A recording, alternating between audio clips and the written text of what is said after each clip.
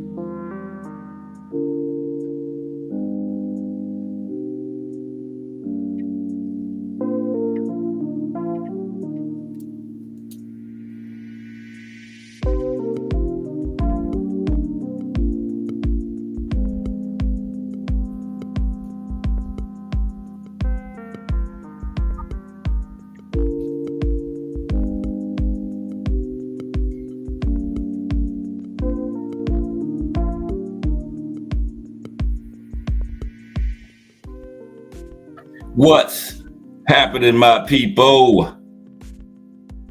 It's Cast Sports again, back for another afternoon with the family. That's right. You know what time it is. If it's Monday through Friday, 2 p.m., it's the Boxtorian bringing you all that boxing history.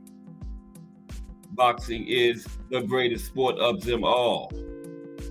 That's why we love it.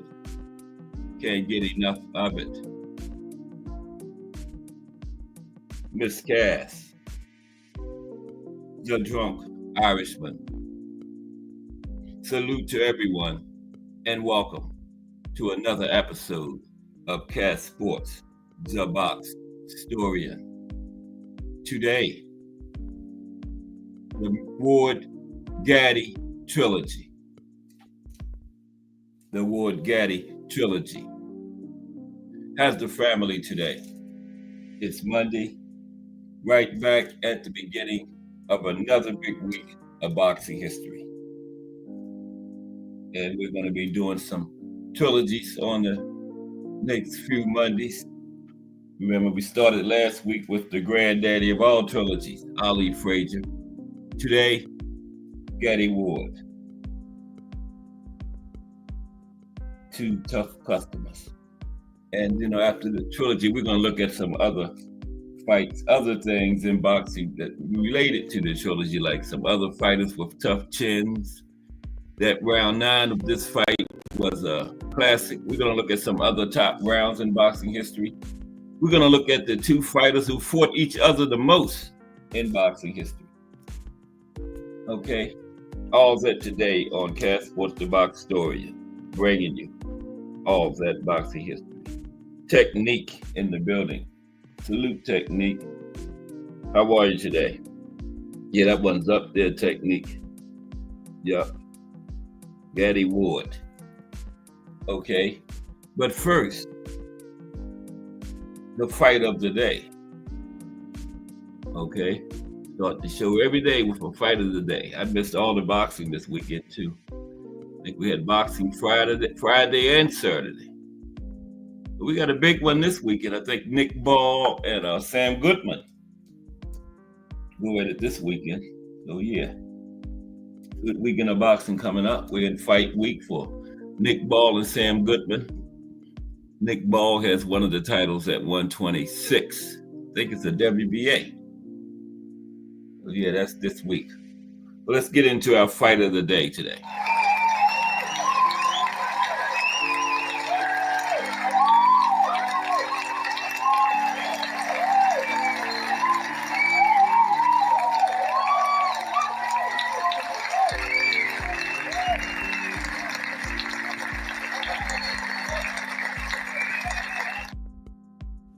Okay, today's fight of the day is the Clash of Champions in Miami.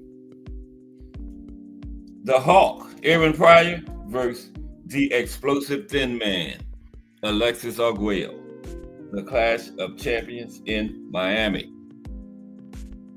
November 12th, 1982. Okay. Pearl, sir. What's up, Pearl? How are you today, my brother? All right, yeah. Gatti-Ward Trilogy today, Pearl. But first, the fight of the day is the Hawk, Aaron Pryor versus the Explosive Thin Man, Alexis Arguello. One of the better nicknames to the Explosive Thin Man. Got the Ghetto Wizard, Lenny Leonard, old Gunboat Smith. Yeah.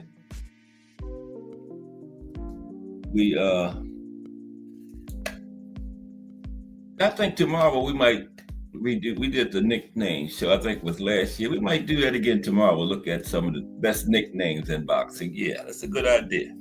Since we got the Explosive Thin Man today. But let's get into this great fight.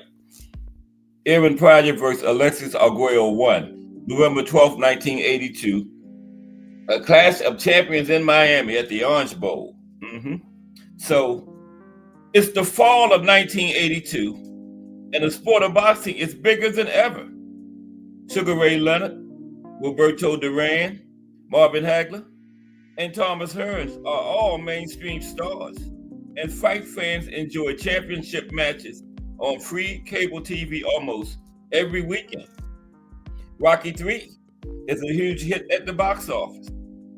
And just a few months before, one of the richest fights of all time had taken place. Larry Holmes versus Jerry Cooney. And standing right in the thick of things, not yet a boxing superstar, but certainly one of the higher profile champions, the Explosive Thin Man, Alexis Arguello.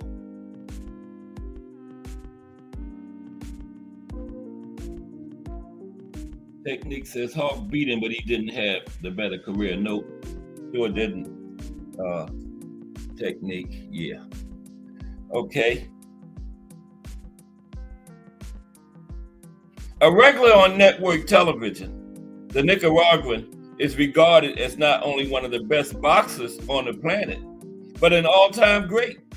Only the seventh fighter in boxing history to win 3 divisional world titles, okay?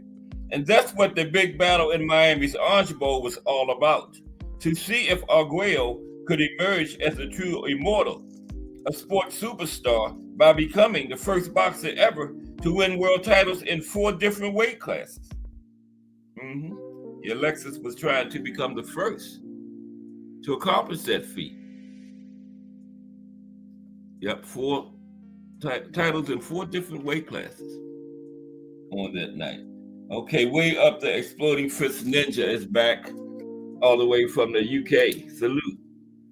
Way up the Exploding Fist Ninja. He's sitting in one of them pubs drinking a good beer over there today. Way of the Exploding Fist Ninja. I was just talking about nicknames. That's a good one there too. Way of the Exploding Fist Ninja. But now, since you're a regular, I'm gonna have to shorten that up to the Exploding Fist Ninja. That's what I'm calling you, Way of the Exploding Fist Ninja. The Exploding Fist Ninja. Okay. Back in the building, though, all the way from the UK. Arguello versus Pryor today. Fight of the day. Okay, let's continue. There's the explosive thin man right there. He was going to be the first man to win titles in 4 different weight classes. On this fight. Okay, yeah, that's true, Drunk Irishman. Yeah, Hawk couldn't get any of the other big names in there. He did have Antonio Cervantes, but yeah, Arguello was by far the biggest. Now, the man Arguello had to vanquish in order to seize that 4th belt was not a household name, but those working in the prize fighting racket knew Aaron the Hawk Pryor was one hell of a fighter. In contrast to popular champions like Leonard and Hearns, Pryor's whole career had been a struggle for recognition. An outstanding amateur talent with over 200 wins, Pryor had dropped a close decision to Howard Davis Jr. in a critical match, and so failed to make the team. They won a boatload of medals at the 1976 Olympics. Yeah, Pryor was an alternate on that 76 Olympic team. Now, without the fame a gold medal would have brought him, Pryor soon discovered the public was not particularly anxious to buy tickets to his fights. Nope, he was not popular at all. And here it is. The fight was called the Ring of Fire, Battle of the Champions, for the Junior Welterweight World Championship.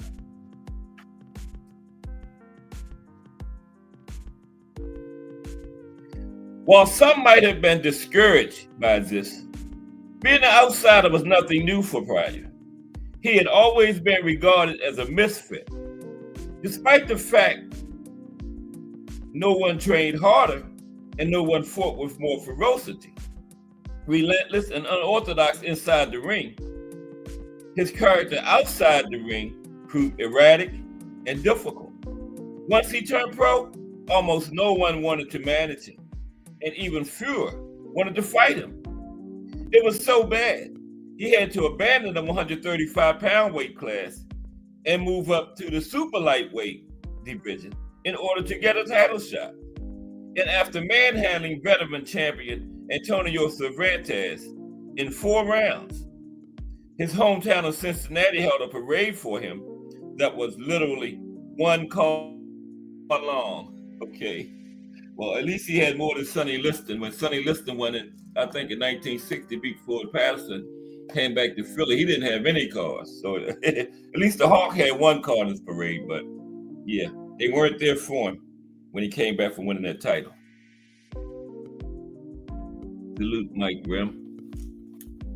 Mike Grimm is in the building. What's up, Mike? Okay. Hero Show says, Alexis was a great and humble champion, but he was giving away opportunity. Aaron was not. All right. Okay, let's continue then. Now, in stark contrast to Pryor, Alexis Arguello was smooth and charming, both in and out of the ring, an elder statesman and something of a legend. His class and sportsmanship was as admired as his excellent ring technique and lethal power, boasting a devastating right hand and 62 knockouts in 72 wins. Arguello had the respect and approval of almost everyone in boxing, while the bitter Pryor charmed no one. And unlike Arguello's refined and studied ringcraft, Pryor was wild and unpredictable, constantly darting, lunging, and throwing heavy punches from any position and any angle. Yeah, that was the Hawk, throwing punches from everywhere. Yes, he did. Okay.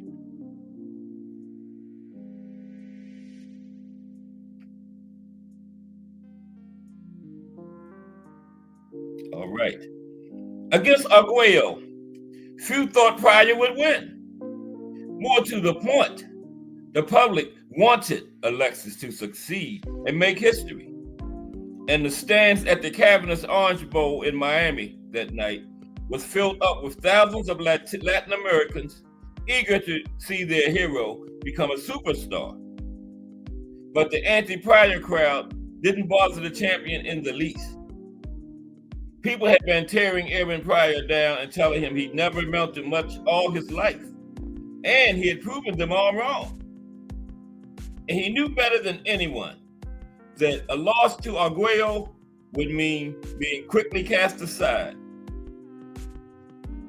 so more popular boxers could get the big opportunities and the big money. If Arguello was fighting for history, Pryor had an equally potent motivation to make himself matter. Okay? Arguello was fighting for history. Pryor was fighting to make himself matter. A lot on the line for the Hawk that time. This fight. Okay. So, the intense and thrilling battle that took place that night has only grown in stature over the years. Pryor vs. Arguello 1 is widely viewed as one of the greatest action fights of all time. And it was Pryor who made it a war. From the outset, the Cincinnati Cyclone charged at Arguello with one thing on his mind: knockout. The opening round shocked everyone as the champion immediately imposed a ferocious and fast-paced slugfest. It was an opening round to rival that of Hagler vs. Hearns. Pryor throwing 130 punches, and the normally patient Arguello not far behind with 108. So immediately Pryor lured Arguello into his type of fight, you know? So the way Pryor came out, he really didn't have the luxury of being patient. You know, this man threw 130 punches, so Arguello threw 108.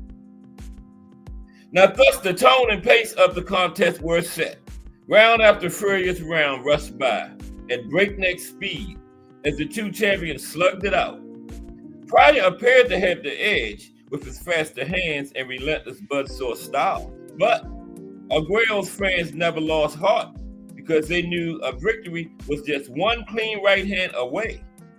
The only problem with this theory was that whenever Pryor got nailed, he just smiled and tore back in for more. Arguello regularly struck with flush overhand or straight rights that would have stunned a rhinoceros, but had little effect on the wild man from Ohio, who just never stopped throwing punches.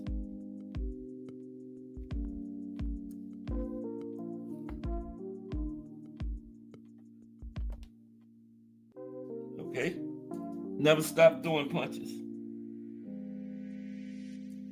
Keon Carr in the building. What's up, Keon Carr? How are you today?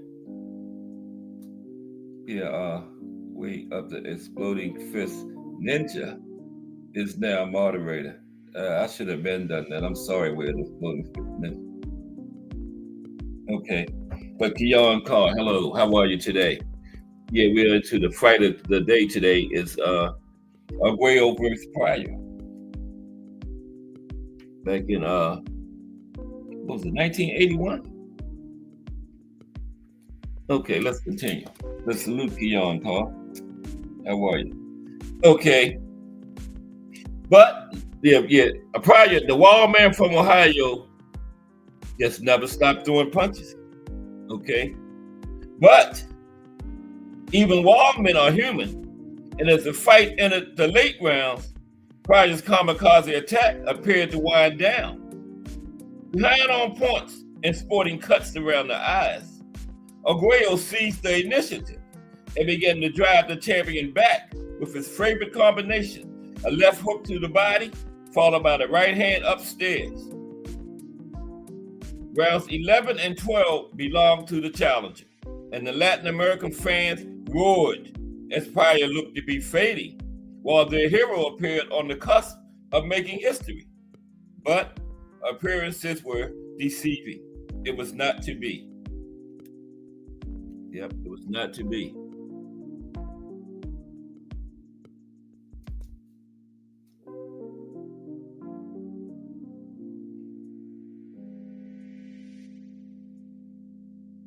Okay.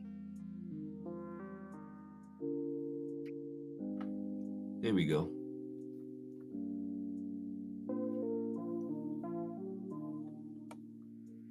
Okay. Okay, I haven't got my display mixed up. Okay. Now the gallant Triple Crown King made his last stand in round 13. The crowd exulted as Arguello dug deep with big left hooks to the body, followed by huge right hands upstairs, one of which hit Pryor so violently it buckled his knees and had him looking straight up to the skylights above. But the determined champion simply refused to go down. At the end of the round, Arguello must have been asking himself, what do I have to hit this guy with? A sledgehammer? And indeed, as round 14 began, Arguello was visibly deflated and fatigued, breathing through his mouth and suddenly there to be hit.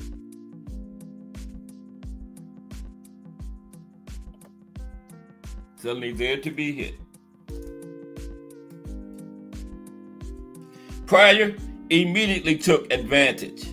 He stunned Arguello with a left, staggered him with a right, then softened him up with a series of jabs before smashing home a thundering right hand that could have caved in a side of the Orange Bowl. Arguello's whole body buckled, and will alone kept him upright as he skidded backwards into the ropes. Pryor pounced and connected with more than a dozen flush power shots before the referee finally jumped in and stopped it. And Arguello crumpled to the canvas. After 14 furious rounds, Pryor had halted Arguello's bid for fistic immortality. There's Arguello on the canvas at battle's end. Now, and yet, even this victory, the biggest of his career, the critics and detractors tried to take from Pryor. Before the final round, his trainer, Panama Lewis, later convicted of tampering with a boxer's gloves and subsequently banned from boxing, had been overheard asking for a special water bottle. The one I mixed, that was what he was heard saying. And in the fight's aftermath, everyone offered up their preferred stimulant as the secret ingredient. As if that really had anything to do with the outcome. As if Pryor needed the help of any dirty tricks to win. As if he had not clearly demonstrated that no one short of King Kong was going to beat him that night. Because the champion, who had given the greatest performance of his career, knew defeat was not an option. Or as Pryor himself put it a few days before this electrifying war that will never be forgotten. A few days before the fight, Pryor had said, if Arguello loses, he's still a champion. But if I lose, it's over. For me, it's either $4.95 an hour or world champion. Everything's on the line for me. That's the fight of the day today. Pryor versus Arguello. Tomorrow, Arguello versus Pryor 2. Okay, will be the fight of the day tomorrow. So now, let's get into the Gatti-Ward trilogy. Okay, first we're going to talk a little about these two fighters, starting with Mickey Ward. Okay, pardon me for 1 second. Just 1 second, and I'll be right back. Get in there. There we go. Okay. Yeah, we're going to talk a little bit about the two fighters first that participated in this great trilogy. Starting with Mickey Ward. Okay? Wait a minute, that's not the right. Here we're gonna start with Mickey. How's everybody? It's Monday. We're right back at the beginning of another big week of boxing history. There's Mickey. Okay. You're just gonna talk a little bit about the two first. Start with Mickey. Now, Mickey Ward was a highly regarded, tough, and popular boxer, known for his exciting fighting style and incredible heart. While not always the most skilled, he was incredibly resilient, powerful, and possessed a strong body attack, particularly a devastating left hook.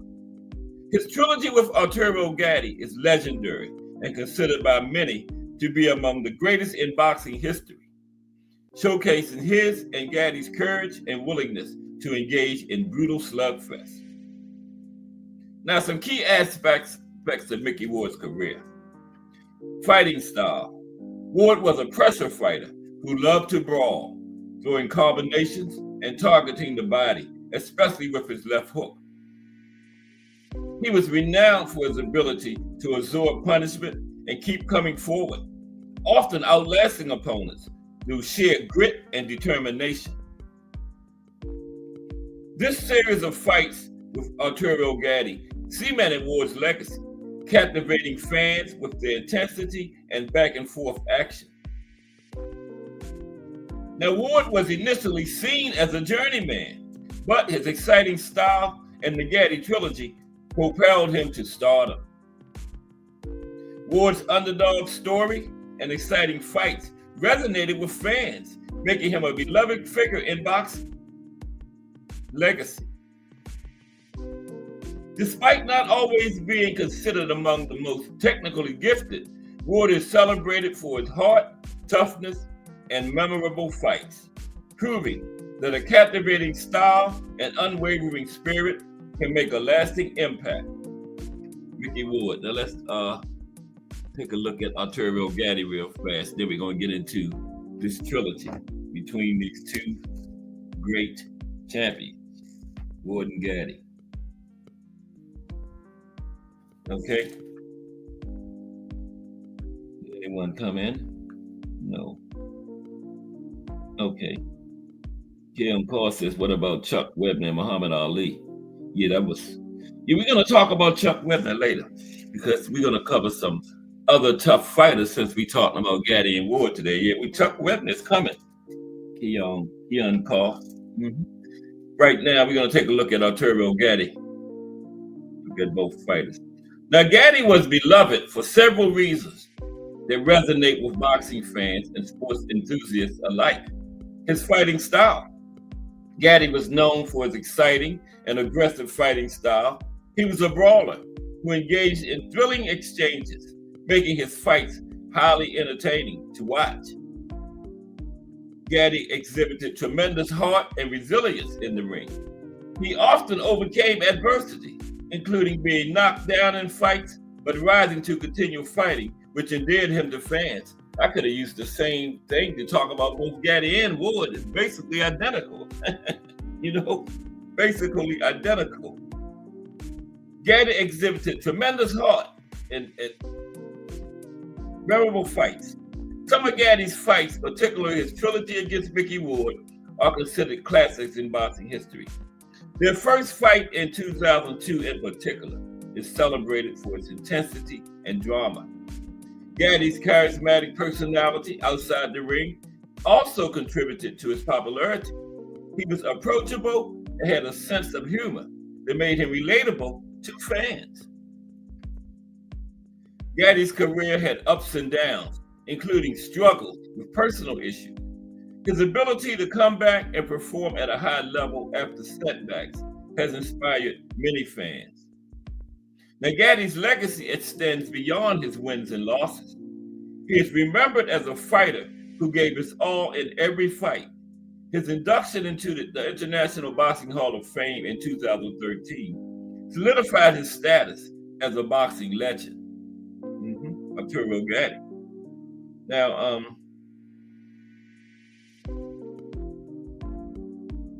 how did the rivalry with Mickey Ward affect Arturo Gatti's legacy?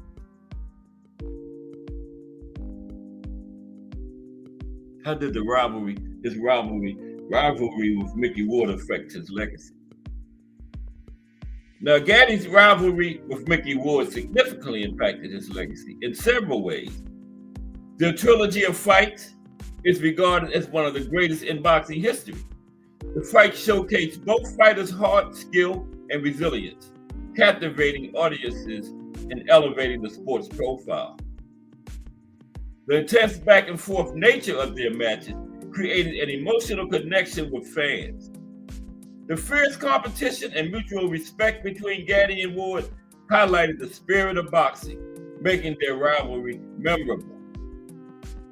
The first fight particularly is remembered for its dramatic exchanges, including Gatti's comeback after being knocked down. Such moments defined Gatti's career and showcased his fighting spirit, solidifying his reputation as a warrior in the ring. Crossover appeal. The rivalry attracted attention beyond hardcore boxing fans, drawing in mainstream audiences. This crossover appeal helped Gatti become a household name and contributed to the popularity of boxing in the early 2000s. Both fighters developed a deep respect for each other, which was evident in their post-fight interactions. This camaraderie added depth to their rivalry, emphasizing sportsmanship and mutual admiration, which resonated with fans. And the significance of their rivalry played a role in both fighters' inductions into the International Boxing Hall of Fame. Their battles are often cited as key factors in their legacies and enduring legacies in the sport. Overall, the Gatti-Ward rivalry not only defined Gatti's career, but also left an indelible mark on boxing history, ensuring that both fighters would be remembered for their contributions to the sport. Okay, so now let's look at the trilogy between these two great warriors, Arturo Gatti and Mickey Ward. The great Arturo Gatti and the great Mickey Ward. Okay? Man. Okay. I don't know why I put that tablet back on the charger. Okay. Now we look at the trilogy between these two. Let's get that going. Arturo Gatti and Mickey Ward. What a great trilogy that was, too. Wow. One of the best ever. I think it was Technique. That was a great one.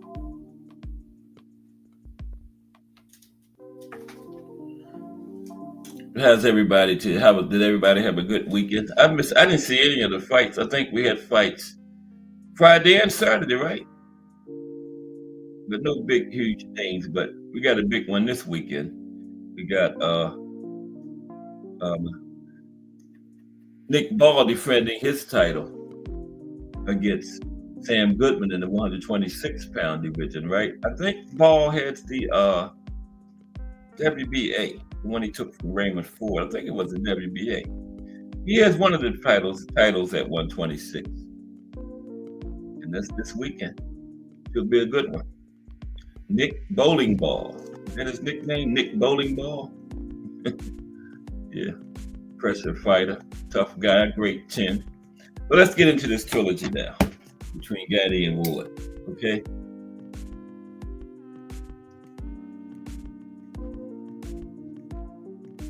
There they are. Okay, Thomas Hill in the building. The legendary Thomas Hill. What's up, T. Hill? Haven't seen you for a minute. T. Hill probably been busy with his work. But there he is. All right, T. Hill. We talking about the Monday. We're gonna do trilogies on the Mondays until we run out of them. We got a bunch of them. Barrera. Man, I can't never remember the other guy's name. Morales. Right. Barrera, Morales. Bo Holyfield. We're gonna look at some of the 4-fight series too. Ali Norton, We had Floyd Patterson and Ingemar Johansson, Tony Zell, Rocky Rossiano. We got a plenty of them to keep us busy for some Mondays, okay? But let's look at this week is Gatti-Ward, okay? Let's get into it. All right.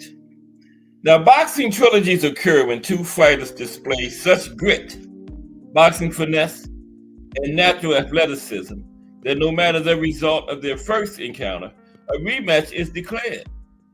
Now, if the fighters maintain their previous combat advantages and their boxing rivalry continues to simmer, then a potential third fight can be scheduled. These are called boxing trilogies, and they are reserved for truly spectacular brawls between opposing fighters, okay? Now, throughout the history of the sport, to have a rematch for a fight remains uncommon, but not out of the ordinary. But for a trilogy, that remains rare. And any pair of boxers that fight it out for more than twice seem to be culturally enshrined in discussions of not only the greatest fighters, but the greatest fights. Yeah, you get to the trilogy. So, okay, Ward versus Gatti. That's our trilogy today. Mickey Ward versus Arturo Gatti. Let's get into it. Appreciate everybody stopping by today. Hope you enjoyed the show. I think tomorrow we're going to run back the nicknames since we had the explosive thin man Alexis Aguero today. Yeah, we're going to look at some great historic nicknames tomorrow. Okay? Ward versus Gatti. Excuse me. Now, in most great boxing trilogy lists, the names residing there are those of all-time great fighters, whose place in the top 10 list of their respective weight classes remains unquestioned. However, a great trilogy doesn't always need to have world-class fighters slug it out, as seen in Mickey Ward versus Arturo Gatti. Okay? Both fighters were two sides of the same coin. Natural-born brawlers with cast-on jaws, hands that seemed to have bricks in them, and indomitable wills that could not be conquered by any human. Okay? Yeah. Both guys were very similar. Ward and Gatti. Now, Mickey Ward, nicknamed Irish, grew up in the industrial town of Lowell, Massachusetts, from a family of fighters. His small yet stocky physique was remarkably durable, and he brought out hard-earned victories from the likes of Emmanuel Augustus and Shea Neary.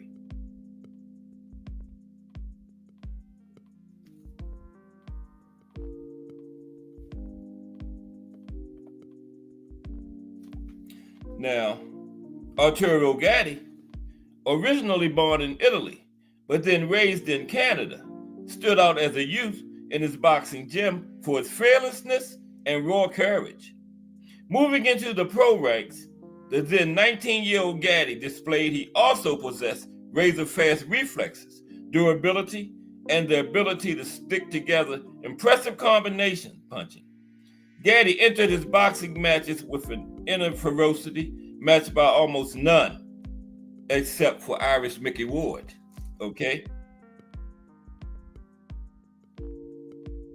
That's worth mentioning again. Gatti entered his boxing matches with an inner ferocity matched by almost none other, except for Irish Mickey Ward. Okay? Both men were nearly identical in height, 5'8", weight 141 pounds, and reach 68 inches. Both possessed incredible punching power, especially in regard to body punching. And both, as commentator Larry Merchant wrote, were ultimate warriors, fighters who never backed down and never gave up. There's an old saying in boxing, styles make fights. it essentially means that the differing styles fighters will, to some extent, influence the outcomes of a boxing match. Now, when two fighters possess the same style, it essentially becomes a contest of who can mantle that style the best. For Gatti and Ward, it was a question of who could take the most punishment, dish out the most haymakers, and possess the greatest will to win. Because, yeah, those were the same styles. So who could mantle that style the best between these two? Okay? That would be the winner.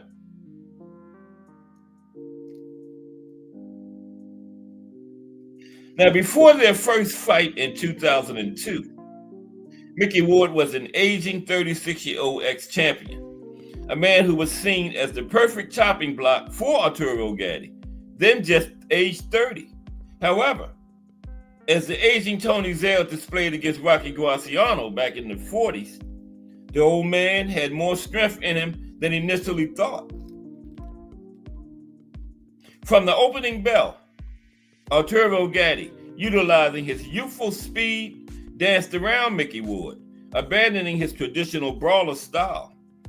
Against the slow, plodding Ward, this was a great strategy, until Ward caught up to Gatti. By round 3, it was the American Mickey Ward hitting hard to the body and getting in with the sharper punches. Okay?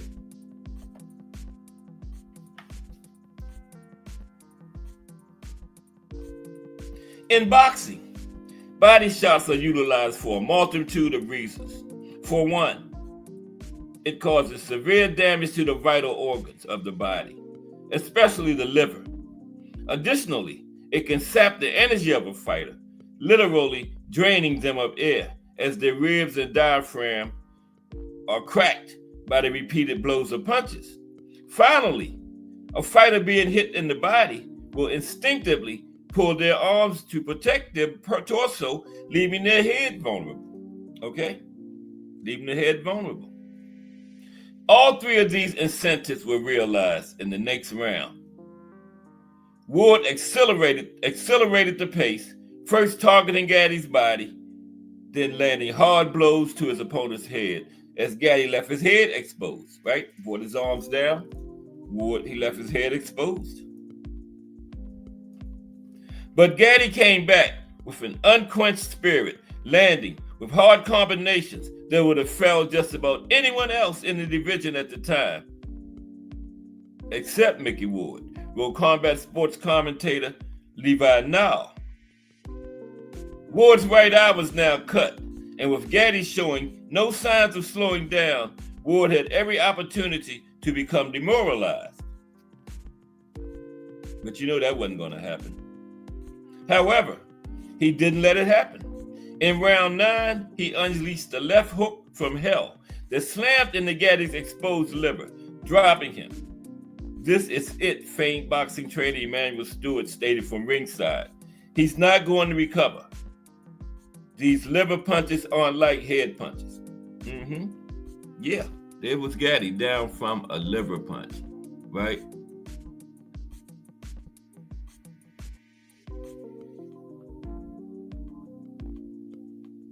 Down on the mat from a liver punch. But that didn't keep him down.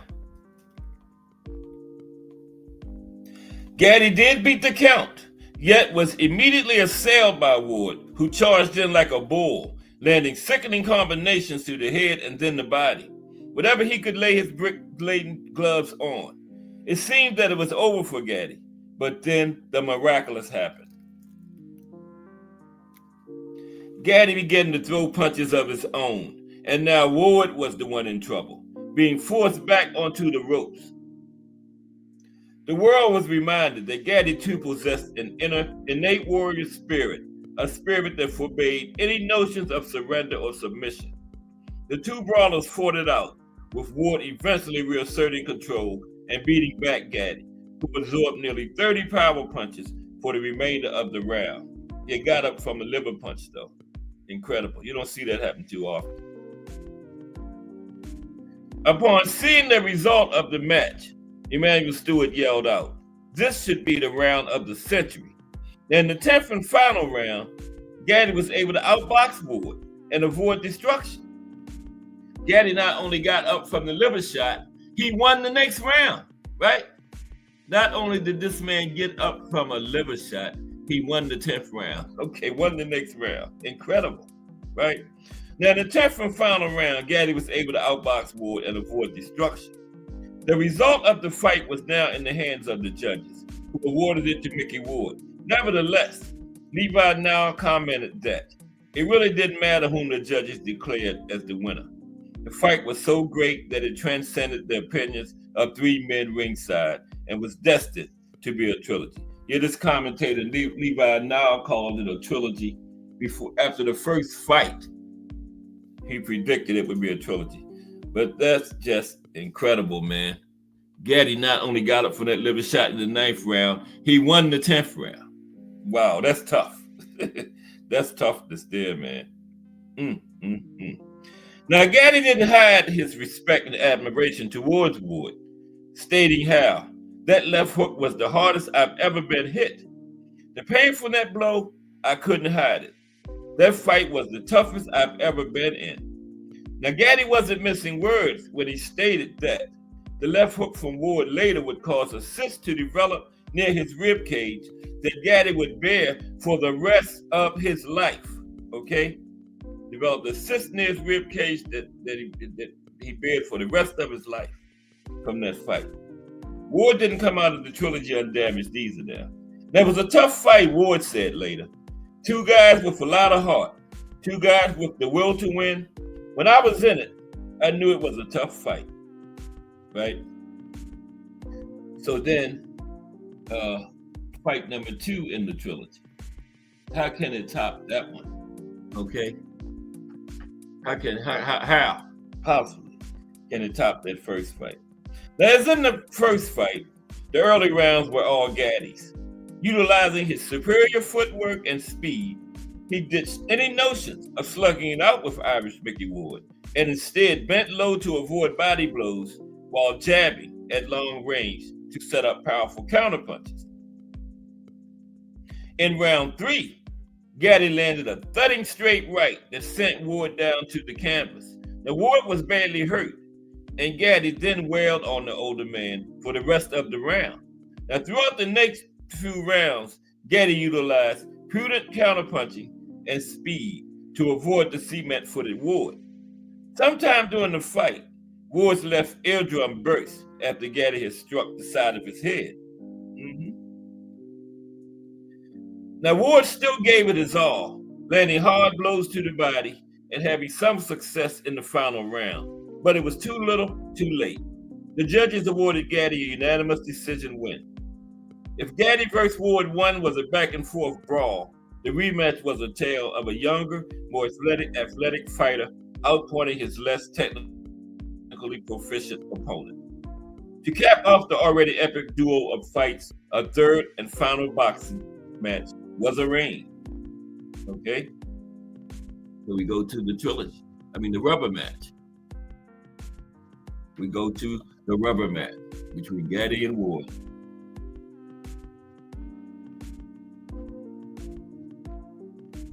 Yeah, way up there, Floating Fist Ninja. Y'all still got those roundabouts over there? I remember going around them things. I was on one time, and I just kept going over. I didn't know how to get off. I just kept going round and round in circles. You had these little roads over there where you go on, and like you go in a circle, you're supposed to get off at a certain point. I didn't know how to get off, so I just felt it safe, just stay over there and keep going round and round. I finally followed somebody off. Man, yeah, I was on there for a minute. Yeah, that was crazy. Okay, but yeah, then we had a third fight. Let's talk about the third fight.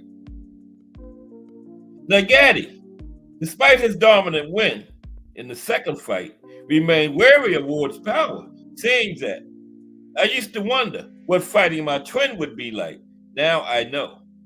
Ward, then 37 years old, declared that their third fight would be his final fight, the final fight of his career. And he ended his career with a bang.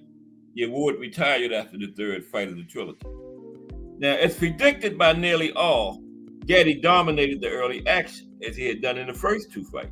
But then, in round 4, nearly the same round when the tables turned in the first fight, Gatti broke his hand by punching Mickey's hip, right? Ward, realizing this, pounded on his man, subjecting him to a horrific beating that left the Italian cut above his right eye and swelling. When Gatti returned to his corner, he winced in agony, right? He had a broken hand. So when Gatti returned to his corner, he winced in agony and cried out to his trainer, "My hand, my hand." So his trainer coolly asked him what he wanted to do about it. Gatti said, "I got to keep going," right? So this man now got a broken hand. It's just the 4th round. And when his trainer asked him, did he want to go on? No hesitation. Quitting was not an option. Gatti looked at him like he was crazy. Paul said, "I got to go on." Quitting was not an option, broken hand or not. So Gatti continued with the broken hand. Now, handicapped by his broken hand, Gatti was on the losing edge of the fight.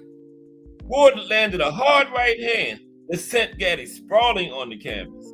Again, Gatti displayed amazing recuperative powers and got back up, winning the next 2 rounds, okay? By round 10, both fighters were at their physical and emotional limit.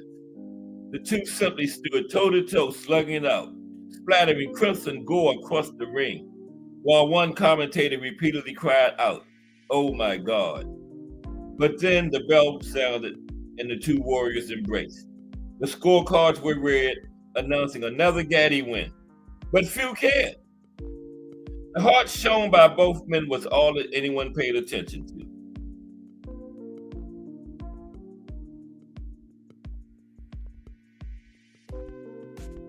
Neither man left the ring unscathed, keeping up with the theme of either fighter being seriously injured post-fight. Gatti's hand was confirmed to have been broken, and Mickey Ward suffered permanent vision damage to both eyes. So Gatti came out with a cyst on his ribs that stayed the rest of his life. Mickey Ward suffered permanent vision damage to both eyes. Both eyes, okay? In this trilogy. BVO Box Sports TV in the building. What's up, BVO? BVO, 8 o'clock p.m. I believe it's Monday to Thursday, BVO Sports TV. Salute, BVO. Great channel. From the STN network. That BVO right there. Like causing trouble all the time. That BVO. Salute, BVO. How are you today, my brother? Okay. Yeah, finishing up the Gatti-Ward trilogy. Okay. Yeah, Ward suffered permanent vision damage in both eyes from that trilogy, man. Despite the injuries after their stellar trilogy, the two men quickly became friends. Now, Gatti and Ward bonded not only over boxing, but also basketball and golf.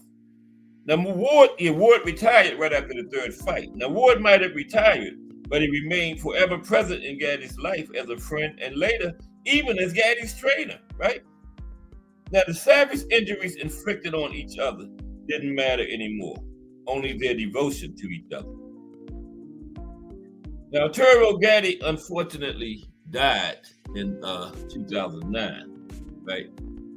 Yeah, Gatti unfortunately died under suspicious circumstances in 2009. When Mickey Ward, who attended the funeral, passed by his coffin, he gave it one more tap. With tears streaming down his eyes, he said, "See, old friend, I got the last shot." The two men's relationship, soaring above the sport they loved so dear, remains a heartwarming tale of the spirit that comes out of former intense rivals. Arturo Gatti, Mickey Ward trilogy. Okay? Now, we're going to look at some things in boxing related to, to this trilogy, like tough fighters. That 9th round was I think that won round of the year that year. We're going to look at some other great rounds in boxing. Okay, but first, like a trilogy, We're going to look what two fighters fought each other the most in boxing history. Okay. Was it a trilogy? No, because we know Manny Pacquiao and Marquez, Juan Manuel Marquez, fought 4 times, right?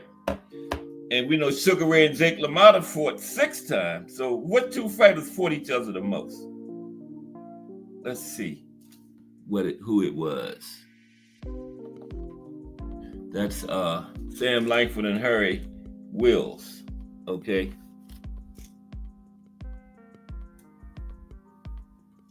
Which two professional boxers had the most fights against each other?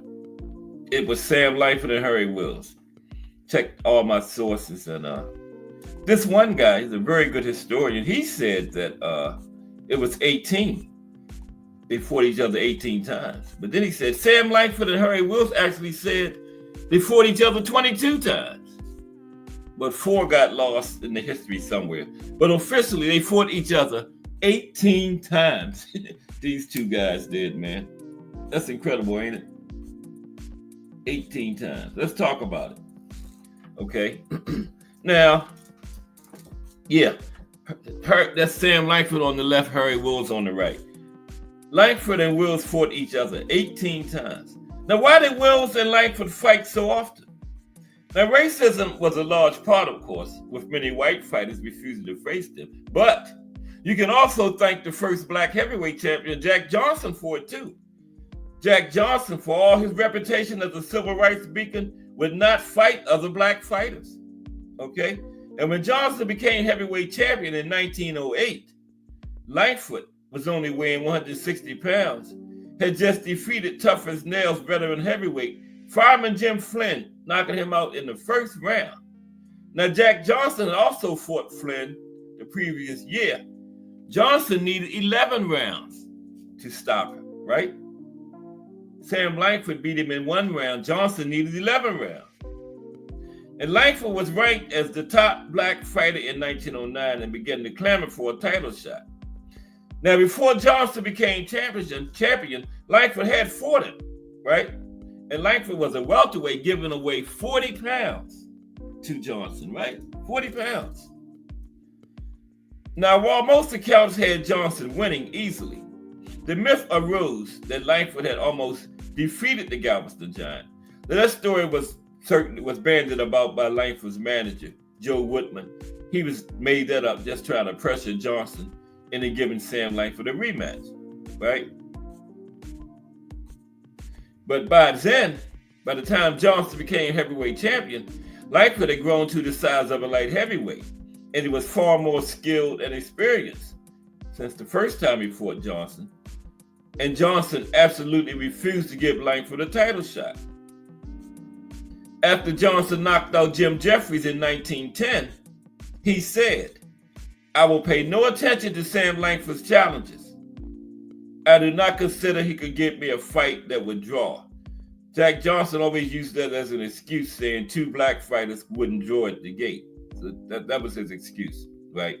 But Langford did win the World Colored Heavyweight Championship. You know, every weight class had that title. What we had, I think we had the original 8 with no juniors or supers. Then what we had: flyweight, bantamweight, featherweight, lightweight, welterweight, middleweight, light heavyweight, heavyweight. Yeah, the original 8. No juniors and supers. Now, with Jack Johnson and many white fighters refusing to fight black fighters, Langford and the other top black heavyweights fought each other for lack of anyone else to fight. Now, for instance, Langford fought Harry Wills 18 times. He fought Sam McVeigh 15 times. He fought Joe Jeanette 14 times. And battling Jim Jeffries 11 times. He fought these other 4 fighters a total of 58 times. Wow. 58 times between these fighters. Okay. So by 1914, Harry Wills was clearly the top contender for the world title. But Jack Johnson still refused to fight him. And the same thing happened when Jess Willard beat Jack Johnson and became champion. He wouldn't fight Harry Wills either. And by the time Jack Dempsey became champion, Jack Dempsey was willing to fight Harry Wills. And, you know, after all this time, all the way to 1919, Harry Wills was still the top contender. And Jack Dempsey wasn't ducking anybody. Jack Dempsey was the same man that He was homeless, lived in hobo camps, and he would go in bars and challenge people to fight for money just to eat. So that don't sound like anybody's going to duck somebody. But the government wouldn't allow Jack Dempsey to fight Harry Wills because all of the top promoters of the Tex Ricard, the top promoter of that period, said the government had gave all the promoters orders not to make a heavyweight title fight, not to make a mixed race heavyweight title fight, because the last time they had one was when Jack Johnson and Jim Jeffries fought, and they had race riots, and 20 people lost their life all over the country, and over 100 got injured. So the government had given all the promoters orders not to make a mixed race title fight, okay? So Jack Dempsey he wanted to fight Harry Wills, but he couldn't, right?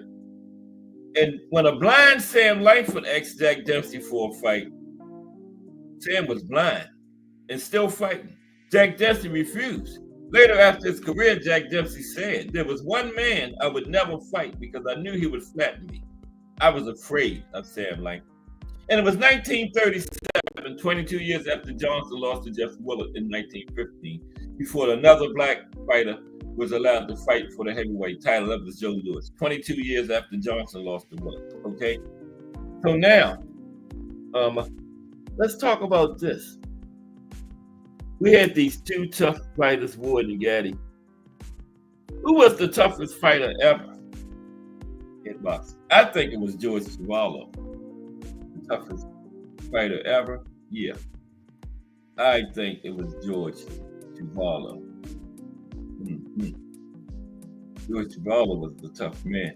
And he fought in the era with Ali and all of them. 70s. Yeah, fought all of them guys, man. And I think George Chuvalo was the toughest fighter ever. Let's talk about George. There's George and Ali right there. Okay, George Chuvalo. Yeah, Wills was good. With this Golden Fist Ninja. There's George Chuvalo. Now, George Chuvalo had a good but not great defense. He was never knocked down in his career because he had a good defense. He was tough as old shoe leather with a cast-on chin and a vicious attack offense with power, which kept many opponents from just teeing off on him, okay? He was an unbelievably tough, very good heavyweight in an age full of them. Chuvalo beat 73 heavyweight boxers during his years as a fighter, of whom 8 were ranked contenders during their careers. And he finished with a record of 73 wins, 18 losses, 2 draws. And when he was younger, George was determined to find a way out of poverty.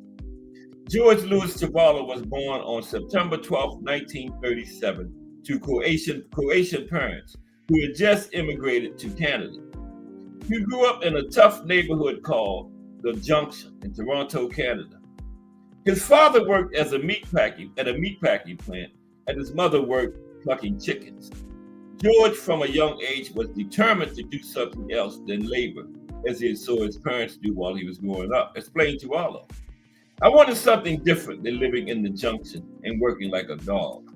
Ring magazine once described George as a barrel-chested, bulletproof heavyweight with killer instinct and power.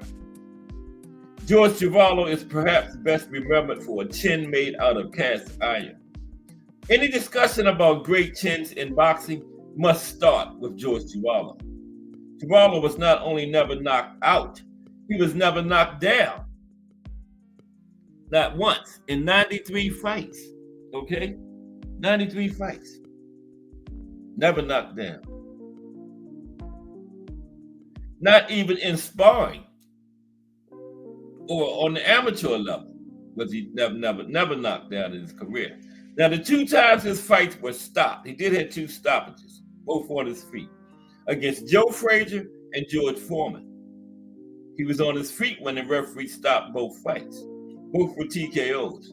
With Foreman hit Chuvalo with almost 40 straight punches, and Chuvalo was still on his feet. And with Frazier opened a cut under Chuvalo's right eye. It was later discovered that the bone was broken, orbital bone was broken, requiring surgery, and the eye, seemingly ready to burst, was just a slit. There was another cut on the outside of his left eye, and a gash on the top of his scalp, all bleeding terribly when the referee stopped it. So 2 stoppages, one on cuts to Joe Frazier and one to George Foreman. But that ain't too shabby. But he was still on his feet for both of them. As Chuvalo is fond of saying, I kissed plenty of girls, but I never kissed the canvas. That's his famous saying. I kissed plenty of girls, but I never kissed the canvas. And Muhammad Ali said, Chuvalo was the toughest guy I ever fought. And he fought Frazier, Foreman, Norton, Shavers, Holmes, Berbick. He said Chuvalo was the toughest he ever fought. Ali did. But Chuvalo admits his defense and offensive skills were also a factor in his never having kissed the canvas. Chuvalo said, if I got hit with 1/10 of the punches that I was reputed to have been hit with, I wouldn't be able to talk to you. Okay? He said in another interview, I could slip punches, and I threw a lot myself. My punching kept a lot of guys off me. When Chuvalo said his power helped keep opponents off him, he wasn't kidding. Now, 64 Chuvalo's 73 wins were by knockout, 87.6%. That's better than Joe Frazier. And this is tell you about power. 32 of Chuvalo's 64 knockouts, 50%, were by on the floor 10 count knockouts, not TKOs. Okay, that's where the percentage comes in at. Which ones were 10 count on the floor knockouts? Now, to be fair, some fighters, like Wilder, if it wasn't if the referee hadn't stopped them, they would have been on the floor 10 count knockouts. But, this shows how much of a one-hitter quitter Chuvalo had. 50% of his knockouts were on the floor 10 counts. Gone knockouts, right? 32 of his 64. In 45 of Chuvalo's 73 wins, 61%, his opponents were stopped in the first 3 rounds. 61%, first 3 rounds. Nor was his opponents less than first rate, okay? He faced the following men ranked in their careers, had a fire resume. Aleph Maitef, Yvonne Durrell, Mike DeJohn, Pat McMurtry, Bob Claro 3 times, Bob Baker, Tony Alongi, Doug Jones, Manuel Ramos, Dante Kane, Edward Corletti. Now y'all might be saying, oh, those ain't no name. Here comes the meat. Here's the beef now. Here's the beef of his resume. Jerry Quarry, Cleveland Williams, Muhammad Ali twice, Joe Frazier, George Foreman, Floyd Patterson, Ernie Terrell, Oscar Bonavena, Buster Mathis, and Jimmy Ellis. Bottom line, a combination of solid defense, fabulous chin, aggressive pressure attack, and great power combined to keep Chuvalo on his feet throughout his boxing career. Toughest fighter of all time, George Chuvalo. Okay. Bruce Gass says if he beat Terrell, he would have had a good reason to be called WBA heavyweight champion. Salute Bruce Gass, Boxing Jazz, and more in the building. Okay. Yep. If he would have beat Ernie Terrell. Salute Bruce Gass. Okay, now let's look at this then. We're talking about some things relating to the tough Ward Gatti trilogy. And that round 9 was, I think it was round of the year. Let's look at some other great rounds. How about that? Some other great rounds in boxing history. Okay? Let's look at some of the other top rounds in boxing history. Some of the greatest rounds in boxing history. Okay? Gotta start with this one. If you're doing a best rounds list, you gotta start with that one. Hearns and Hagler round 1, right? Every best round list worth its salt must include one of the most exciting, explosive rounds ever. This was Marvin Hagler versus Thomas Hearns, 1985. By the way, Hagler won by 3rd round TKO, but talking about that first round. Pre-fight, the Marvelous One said this was war, and he was not kidding. He came out at the Hitman like the Hitman owed him money or something, right? The way Hagler started that fight. Now, early on, a huge right hand from Hearns briefly wobbled the unjawed Hagler, and he was badly cut. But undeterred, Hagler continued to chase Hearns, and a full-on slugfest broke loose. That first round is one of the most action-packed 3 minutes in boxing history. Okay? Of course, the one we just talked about, round 9, Ward and Gatti. That was so incredible, man.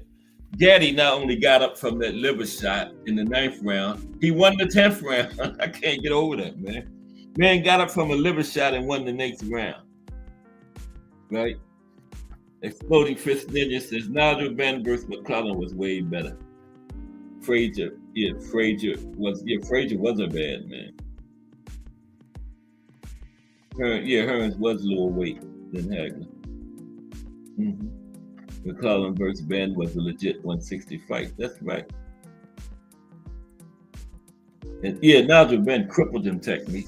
That was so incredible. They said the man couldn't see or hear. God damn.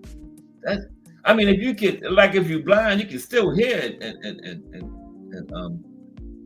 talk. Still hear, right? And still can deal with people. Or if you deaf, can't hear, you can see and communicate with people. But blind and can't hear, damn, that's almost like being dead, ain't it? Man, I can't imagine that. Blind and can't hear. You don't even know who. Man, that's just that what happened to Gerald McClellan, though, man. Wow. But Mickey Ward and Arturo Gatti that round 9. Let's talk about it again real quick. Another all-time great scrap. This one is remarkable in that it's thought of so very highly, despite being a relatively low stakes. It was a non-title fight. That was the first one in 2002. The round 9 was incredible. At the start, Gatti is cut in half by Ward's trademark left hook to the liver. The kind of shot that 99 times out of 100 ends the fight. But Gatti got up.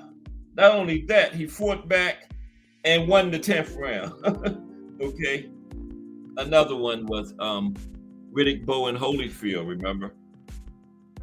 I think it was the first fight, 1991, round 10.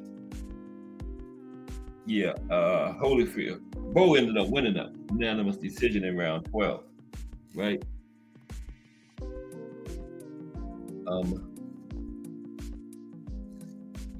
Round 10. Now, Big Daddy Bowe was never better than he was on that night, displaying a full repertoire of inside and outside game. Holyfield came out of this showdown enhanced too. No one could ever question the real deal after that fight. Now, early in round 10, Bowe landed a right uppercut that sounded like a bomb going off in the arena. Everybody thought Holyfield was gone, but against the odds, he not only survived, he came back at Bowe. As the commentator said at the end of the round, this is one of the best rounds in heavyweight history, and it was. Got a couple more. We're going to get some link time too, about 15 minutes.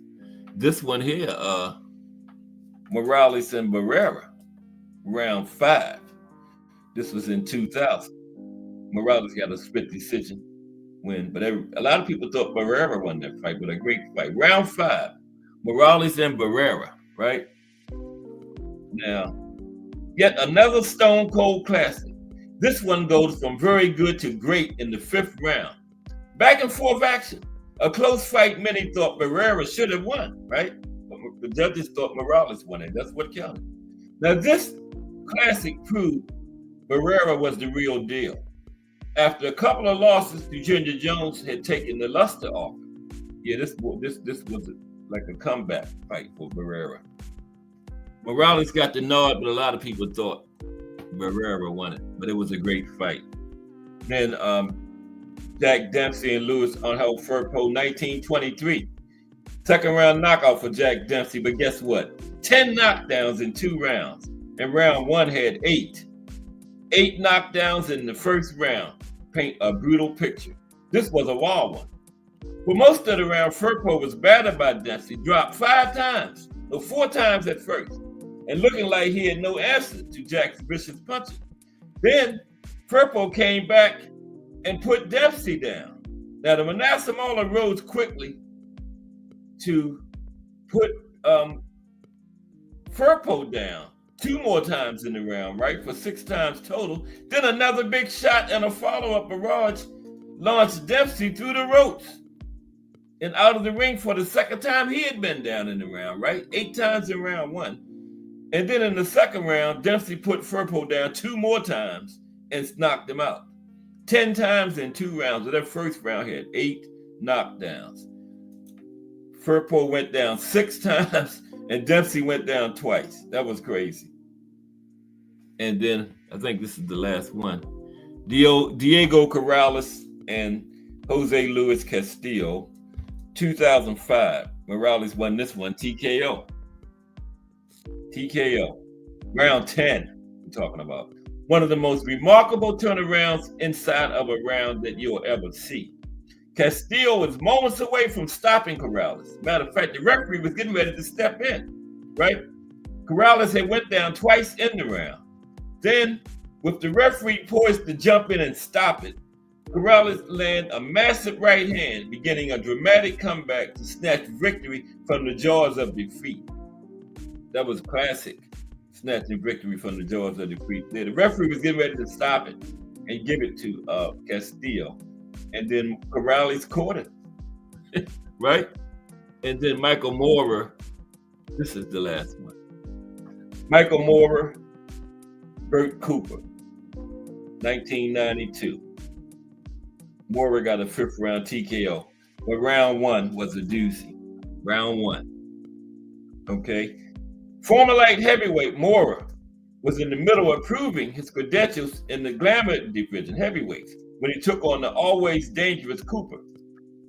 Now, if this fight was to showcase Moorer at heavyweight, no one told Cooper, who charged out throwing bombs, decking the favorite in the first 42 seconds of the fight. Now, Moorer wasn't out, though. He fought back to wobble and drop Cooper hard in the very same round. Another classic round and great fight. Oh, can't forget this one. Foreman and Lyle at round 4. George Foreman and Ron Lyle, round 4. 1976. Foreman won this one by knocked Lyle out in the 5th round, but round 4, woo. The definitive slugfest. Foreman and Lyle knocked lumps out of each other in this one.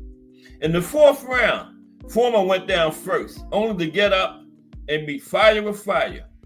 And in that exchange, when Foreman got up, Lyle got the worst of it, right? He went down. Then it was Foreman's turn to try to end the fight, only for Lyle to catch Foreman and send him down again. Now, despite things looking desperate for Foreman, he found enough to knock out Lyle in the next round. This was one for the ages, okay? Yeah.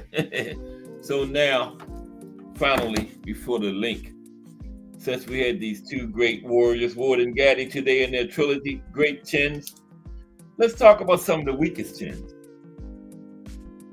in boxing, starting with this guy, Mr. Klitschko, Vladimir.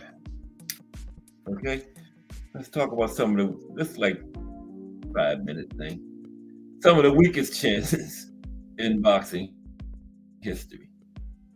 Okay. Heavyweights, some of the weakest chins of heavyweights. Okay. If there's such a thing as a heavyweight with a weak chin. But let's look at it. Vladimir Klitschko. Now this is, here we see a decent Lamont Brewster hitting the target against Vladimir Klitschko. Out of all the major heavyweight fighters over the years, Vladimir probably had the weakest chin. You didn't even need to hit him cleanly, and he would go down fairly easily. This was particularly evident in the early part of his career, before he hooked up with the late great trainer Emanuel Stewart. Now against Brewster, you had to give him the benefit of the doubt because Brewster could really pop, okay? But he still had a weak chin. Okay, right here, there he is. Corey Sanders back in 2003. This instance, he went down real easy. By heavyweight standards, the punches that Sanders landed on Vladimir were medium power at best, and yet they had a big effect on Klitschko. The only explanation can be that he was clearly chinny. And this wasn't the only time that he was knocked out by journeyman grade opposition. Okay?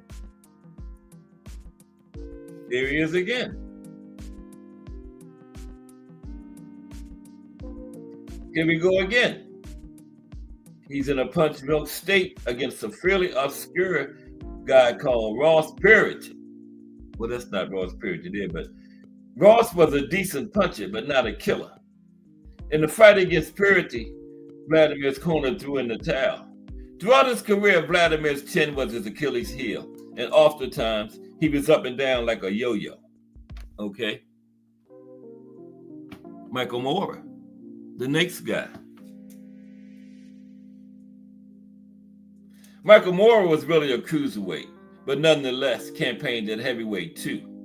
Now his chin was maybe even worse than Klitschko's, and you could literally knock Moorer out with a little tap on the chin. Okay? This fight against Foreman, this was the old version of George Foreman. And this was probably maybe one of the weakest punches George Foreman ever threw. By Foreman's standards, it really was a tap punch, and yet Moorer went down like a sack of potatoes. Okay? And then another weak chin, David Price. Look at him. Look at him. David Price. David Price has been notoriously chinny and has been badly knocked out by various opponents. He exhibits a weakness which appears to be synonymous with very tall boxing. When he gets nailed by a clean punch, he appears to lose all his body shape and coordination and simply stands there wide open to follow up punching. In this picture, he's in an extremely ungainly, stiff, and vulnerable looking position after being tagged by Tony Thompson. He is exhibiting very poor survival instincts and is literally out on his feet, right?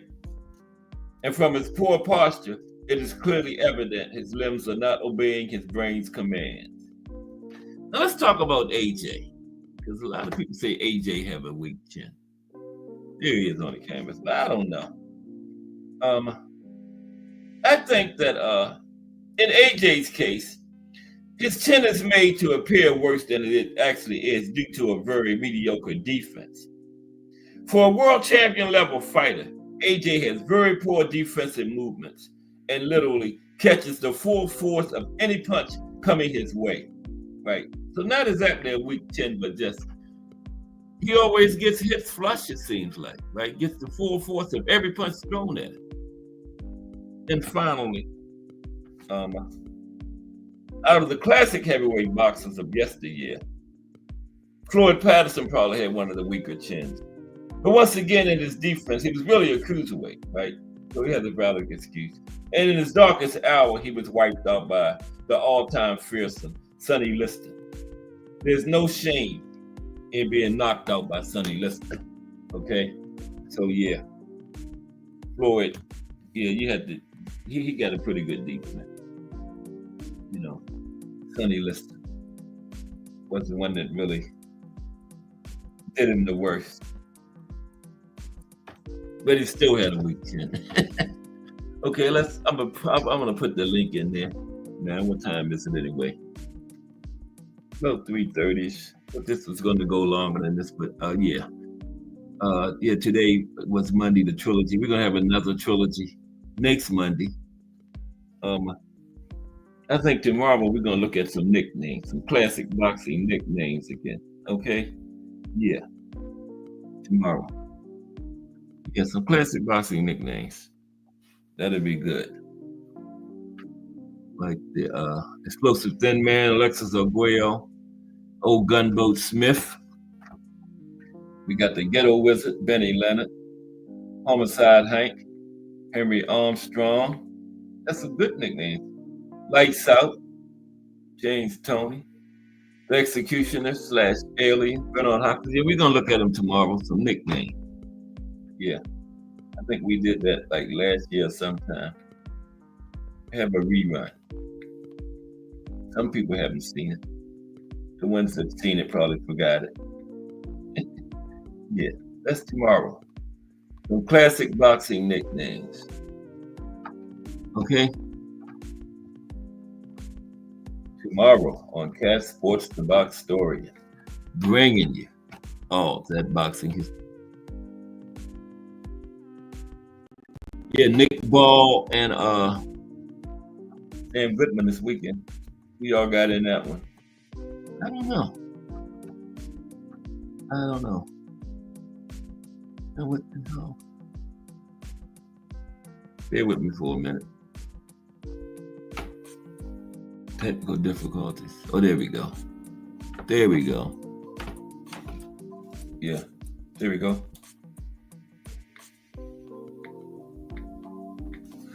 Okay, let's see here. Yeah, Nick Ball and Sam Goodman. I think it's something else going on too. I'm gonna check in a moment when I get this link in and we can talk about it. Then the fight of the day tomorrow is going to be Arguello Pryor 2. Yeah, Arguello Pryor number 2 tomorrow. You know, they had 2 fights. So we're going to get into that tomorrow. The second fight between these 2 great warriors from the 80s.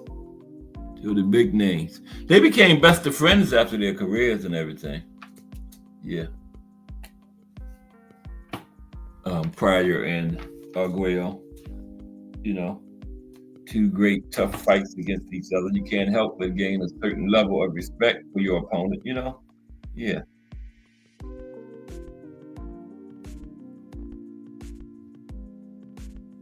Just like Willie Pep, Sandy Sadler, Ward and Gatti. Yeah, they all became good friends after their careers.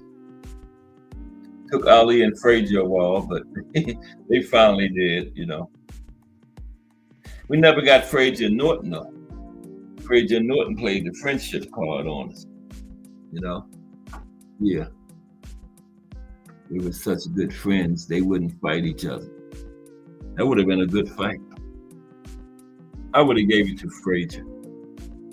Frazier only got beat by 2 men, Ali and Foreman, in his career, you know. Each 2 times. Foreman the only man he never beat in his career. Just, you know, like I always say, a terrible style matchup. Frazier always wanted to come forward, and then he just had too much to go through against Big George, you know, doing them big haymakers. But, you know, to Frazier's credit, he went down 6 times and he got up 6 times. So the referee said, you know, I might as well stop this because, you know, the same thing was going to keep happening. Foreman was going to keep knocking Frazier down and Frazier was going to keep getting up. So, yeah. May as well have stopped it before something serious had happened. But let's do this then. Let's look at some of the top chin in boxing, okay? Some of the fighters with the best chins in boxing history.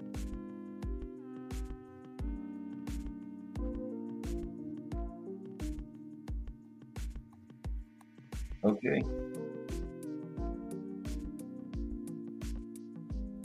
All right, let's see. All time. No,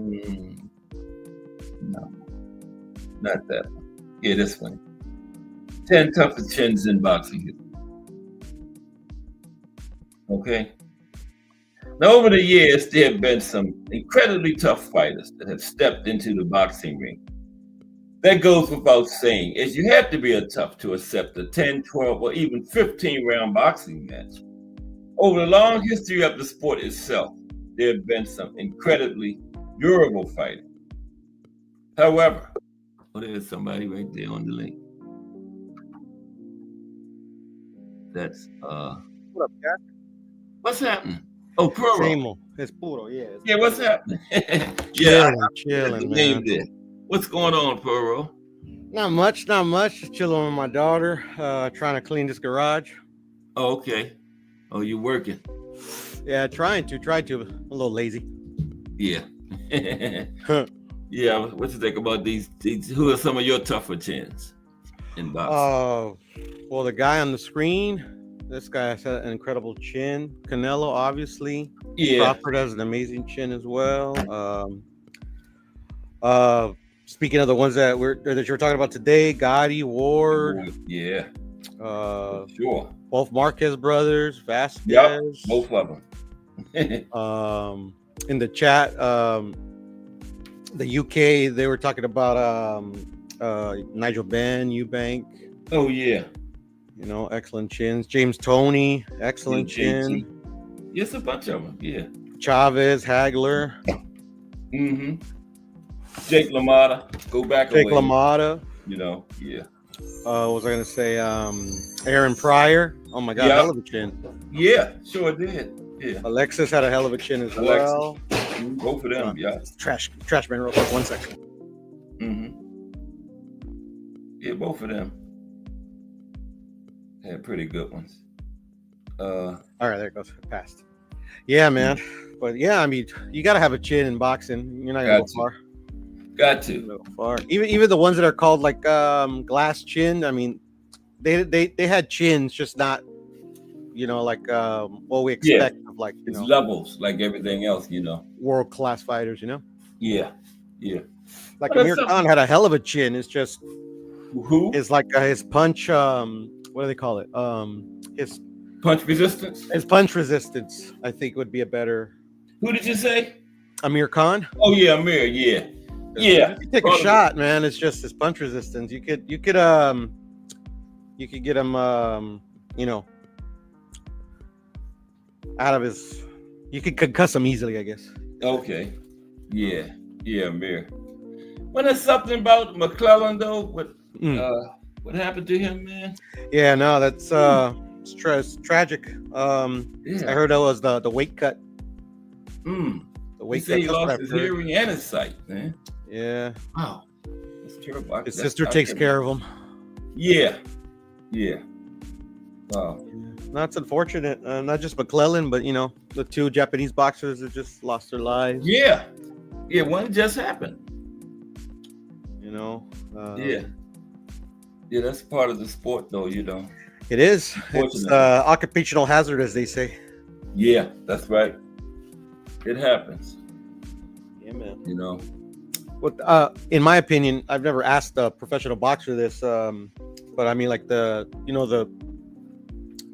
greatest champions in the world that we all know, like I don't think they would trade it.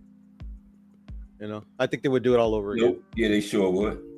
Yeah, you know, they love it. Yeah, they wouldn't. You know, they wouldn't trade it in for nothing. That's the difference between like the modern boxer of today and like the boxers of yesteryear. Like they truly valued the fan. Like I remember Roy Jones just had he's had a few, but he had a podcast with Andre Ward, and he was saying in a few of his fights, and especially like the way he catered his style, because that's what the fans expected of him, you know. Yeah, and I appreciate it. Salute. What up, Pete? Salute, brother. What up, brother? Salam alaikum. Walaikum salam. Walaikum salam. Salam, brother. To everybody. Salam, brother. I'll put myself at 10 list of Pudo and Cass. We've obviously got Muhammad Ali. We got Muhammad Ali, bro. Listen, we got Joe Louis up there. Marciano. Talking about the chins, bro. Okay, keep going. These are the big. We're talking Joe Louis, right. Muhammad Ali, Rocky Marciano. I'm putting Jersey Joe Walcott in there. Yeah. I'm putting Jersey Joe Walcott in there. Like people can say they're gonna attack me for that. I'm putting Jersey Joe. Do you know who else? I'm putting Gene Tunney in there. I'm putting Gene Tunney in there. Gene? I'm going right back. Yeah. Okay. I'm gonna Put him in there. Chin. We got to put Mayweather in there. Got to put Floyd Mayweather in there. It's never been hurt. That's a fact. Yeah, he's got to go in there, bro. It's like Floyd Mayweather's definitely in there. He got to go. So we got 4 more left. What do you guys think the next 4 should be? Because I'm having problems. Like I've got about 20 guys. I've got 20 guys for the last 4, but I don't know what. Did you say Oliver McCall, Puro? No. Yeah. But he had a hell of I think we should put him. Yeah. I met him in London. I met Oliver McCall in London at a Borders bookstore. This is before 9/11. This is when he was still boxing, and he was still. Oliver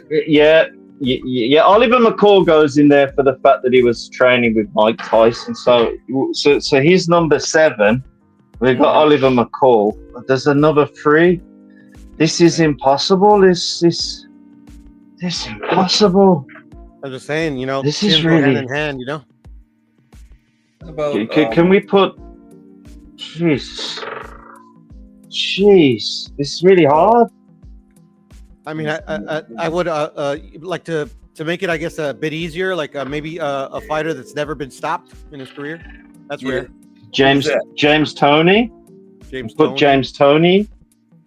Juan Manuel Marquez. Did we say Chiralo? You said Chiralo, didn't you, Puro? I think somebody brought it up in the chat. Okay. Usyk. I forgot. Damn, I forgot. Alexander Usyk. He has to go in there. Usyk? Okay. Yeah.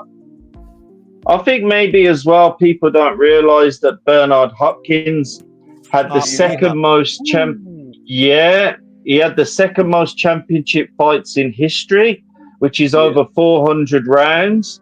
The only guy who beats him is Abe Atwell, which was a Jewish lightweight champion, and he had 600 rounds of defenses. So listen, I know this is going to sound controversial and a bit strange coming from a guy in the UK, but I'm putting Bernard Hopkins in my top 10 chins of all time, bro. Yeah, okay. Yeah. When we talk about chins, but it could be in there. That's true. Kind of only got knocked out the last fight of his career when he was 51 years old. Right. And I can barely walk around at 51 years old, and this guy's still fighting the world championship. Incredible. Thanks anyway, guys. I'm just going to put myself on mute because I'm on the metro at the moment. I just wanted to get my 10 off, bro. Just wanted to get my 10 off, and thank you, brothers. Thank you, brothers. Thank you. Mm-hmm. Okay. That was, I think it was called Lords of India. Yeah, that's Pigeon. That's my home. Pigeon? Yeah. He was under a different name last time. Yeah, he has tons of different names. He's been here before. Me. I copied him, actually. He's been here a couple times before. I didn't know that was him. Yeah. Wow. All that time I was talking to him, I didn't even know that was him. That's the Burgundy hand brawler himself. Yeah. What's up, Tommy Still? Yeah. Man, you already know, man. It's a good day whenever I get on that show with my man Puro and Cash Sports, the Boxtorian, man. So what's good with it? You been busy, haven't you?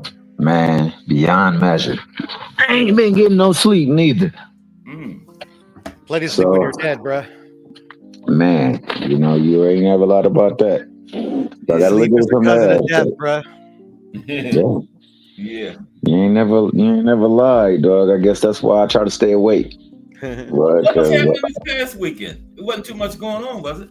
No, I had this past weekend and this weekend I got a picnic that I go to. Yes, the last week I had a picnic for my school, my area where we grew up in Compton.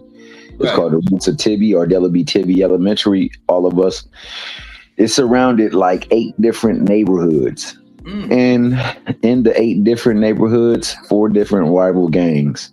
Wow. 2 from the Blood side, 2 from the Crip side.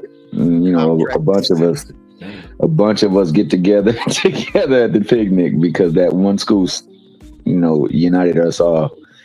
And the families were pretty much in close proximity. So the elder statesmen of the family, that is, gangs hit around in the like late.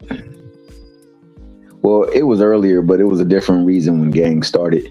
But when it got to the gangs that we know, it was like early 80s, late 70s, where it started transitioning to what it became notoriously known for. And the people that grew up before that, they all lived in the same neighborhood, and the gangs was there to protect people who were of ethnic descent from the abuse that white people used to give them in the early 50s and 60s. Well, CRIPS, the acronym stands for Community. I forget what the acronym actually stands for. Yeah, so that's what it originally started for, and then it mutated into what it became, and unfortunately, it became about blocks and colors.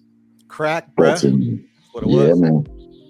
Yeah. Well, yeah, man. Johnny Law, he came in there and ushered in a new thing, and once that came and blew up, it got worse. But so we have a neighborhood picnic that surrounds 8 different neighborhoods, but yet 4 different rival gang members, and we come together and do a picnic. Okay. So that's cool. That's cool, Thomas. If I go on mute for 1 minute and walk straight, I'll be in Compton. For sure, man. Well, hey, it's always the first weekend and the first Saturday in August, and you're more than welcome to come. It's over at what's the park off of Spring Street? Goodness gracious, I can't even think. Y'all live in the same area. Right. Yeah, we live around the same area. If I get an opportunity to meet the legendary T Hill, fuck, bro. Nah, it'll be the legendary Puddle, aka Captain Checkaho of CCD and IPHC fame, baby boy. You know what I'm saying? I'm just a peon on this. I pull hoe cards, bro. That's what that is. Yeah, exactly. Hey, some people need them. Honestly, I'm gonna be honest with you, bro. Like I rock with Poro because Poro he's true to himself. Mm-hmm. You know what I'm saying? It's some people who really say they true to themselves, but you say the wrong thing about something that they rock with, and they just get out of sorts. Right. You can't do that with me. I'm not gonna get out of sorts. I just call what I see. Case in point, there was a conversation going on about Bud being a cheater. Mm-hmm. I'm gonna say this: nobody under Conte has ever tested positive. He has dimed them out. Keep that in mind. He has told on people, and that's how they got caught. It's actually not true. That's not true? No, not 100%. But it don't matter. Who got popped on this clock? Berto, Francisco Vargas, Francisco, Kung Lee. What's the guy? MMA, the BJ Penn. Oh, okay. Well, I stand corrected, but I know the major players, they got told on. He told on. Yeah. For sure. That dude told on. The only person he ain't never told on is Barry Bonds. That's a fact. And well, I say that to say this, Thomas, is that the whole argument with Victor Conte and all of it is BS anyways. And also nobody, I literally you obviously know I'm on YouTube, and I watch other things, but I watch the content that comes out from the channels I'm subscribed to. Nobody's ever accused of Bud of being a cheater, not once. But people, want to generate content, and they want to be Captain Save a Bud. Yeah, it is what it is. That's what they do, right? But to cover it, because like I say, I think everything is usually the anti-PVC route, the anti-Heyman route. So to cover it up, what they'll say is he never been caught, and this, and that. And the only thing that I ever said about Bud is that Mickey Freaky walked into a fight with busted gloves. So who let that? Busted gloves. He fought another fight with busted gloves. He fought a fight with busted gloves. He walked into the ring with busted gloves. The ladies saw it all. The commission and that referee should have been, huh? I thought the referee's supposed to check that, no? She saw that, dog. She looked dead at it, and she had a look of puzzlement when she looked at it. Man, it's all on video. Like I said, I only call things the way I see things. Yeah, man. no, as do I. So you know, I don't know if that was defective, but I know I bought some cheap ass everlasting gloves, and I done smacked concrete with them bitches, and they ain't never popped. Mm-hmm. You know what I'm saying? I'm not strong enough to pop them bad boys neither, and I'm not strong enough to remove, even from a cheap glove, my thumb from the way that it is. I seen that boy Freddie. I seen two people do that. Him and your boy, what's her name? I forgot who the other guy was. And it just don't look right. Now, it could happen. I'm not saying that it can't happen. It's just I've never seen it happen. And I've had limited experience with it. I mean, I used to be in the clubs and everything like that. But when we got gloves, even when they were old and broken in, I could never extend my hand out like that. Yeah. And I was strong Mickey Fricky. To me personally, I think it was just a coincidence. You know, it was just a defective pair of gloves, because I think Bud holds himself to the highest degree of integrity, as do I. You know, so I don't think there's nothing nefarious. You know, what was more troubling about it is that what's his name? What the guy he fought?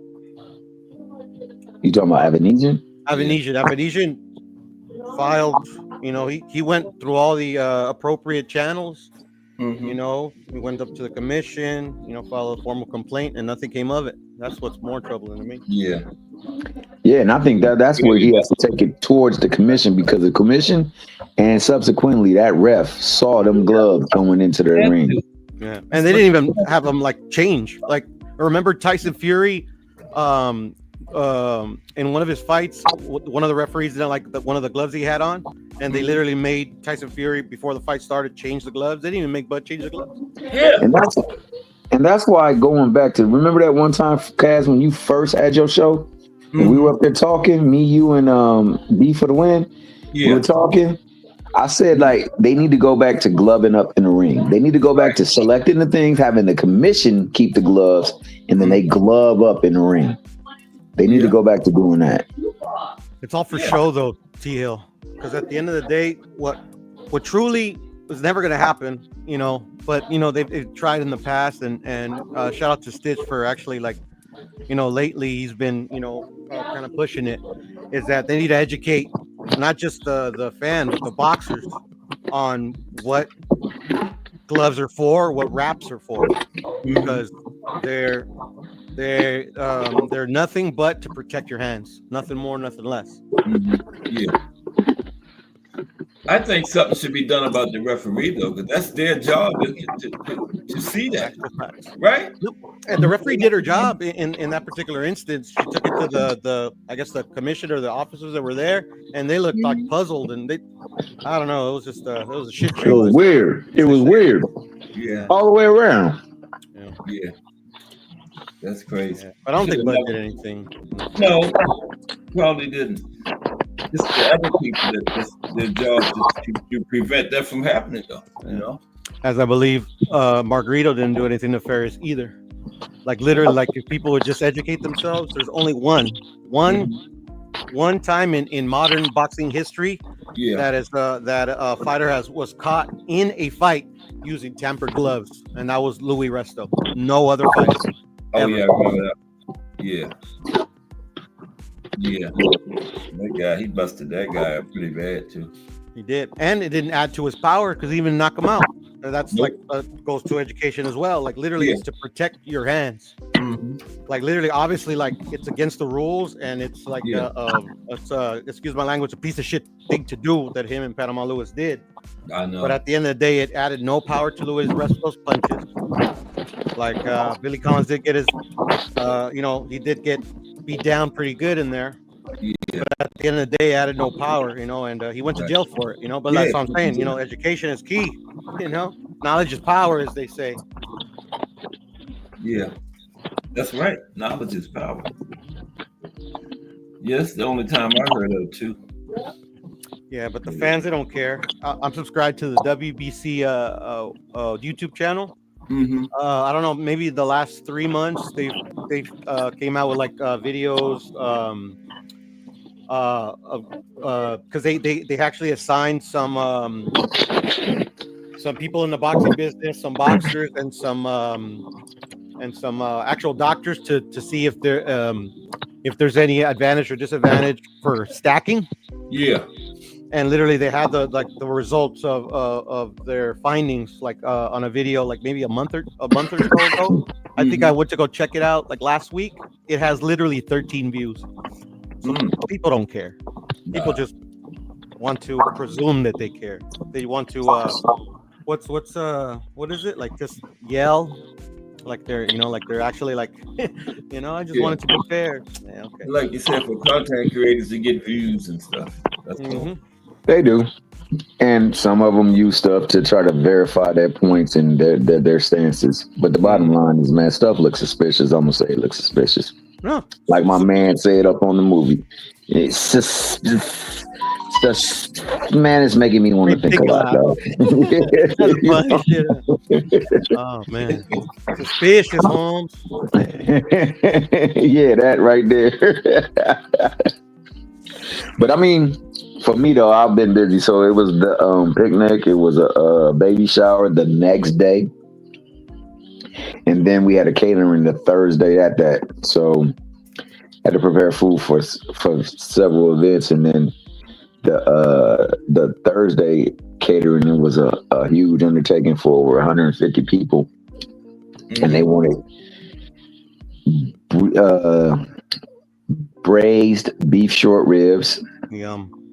They wanted spicy chicken tenders, spicy regular chicken tenders. They wanted barbecue chicken cut in strips, and they wanted chicken wings. What you call them, the party wings.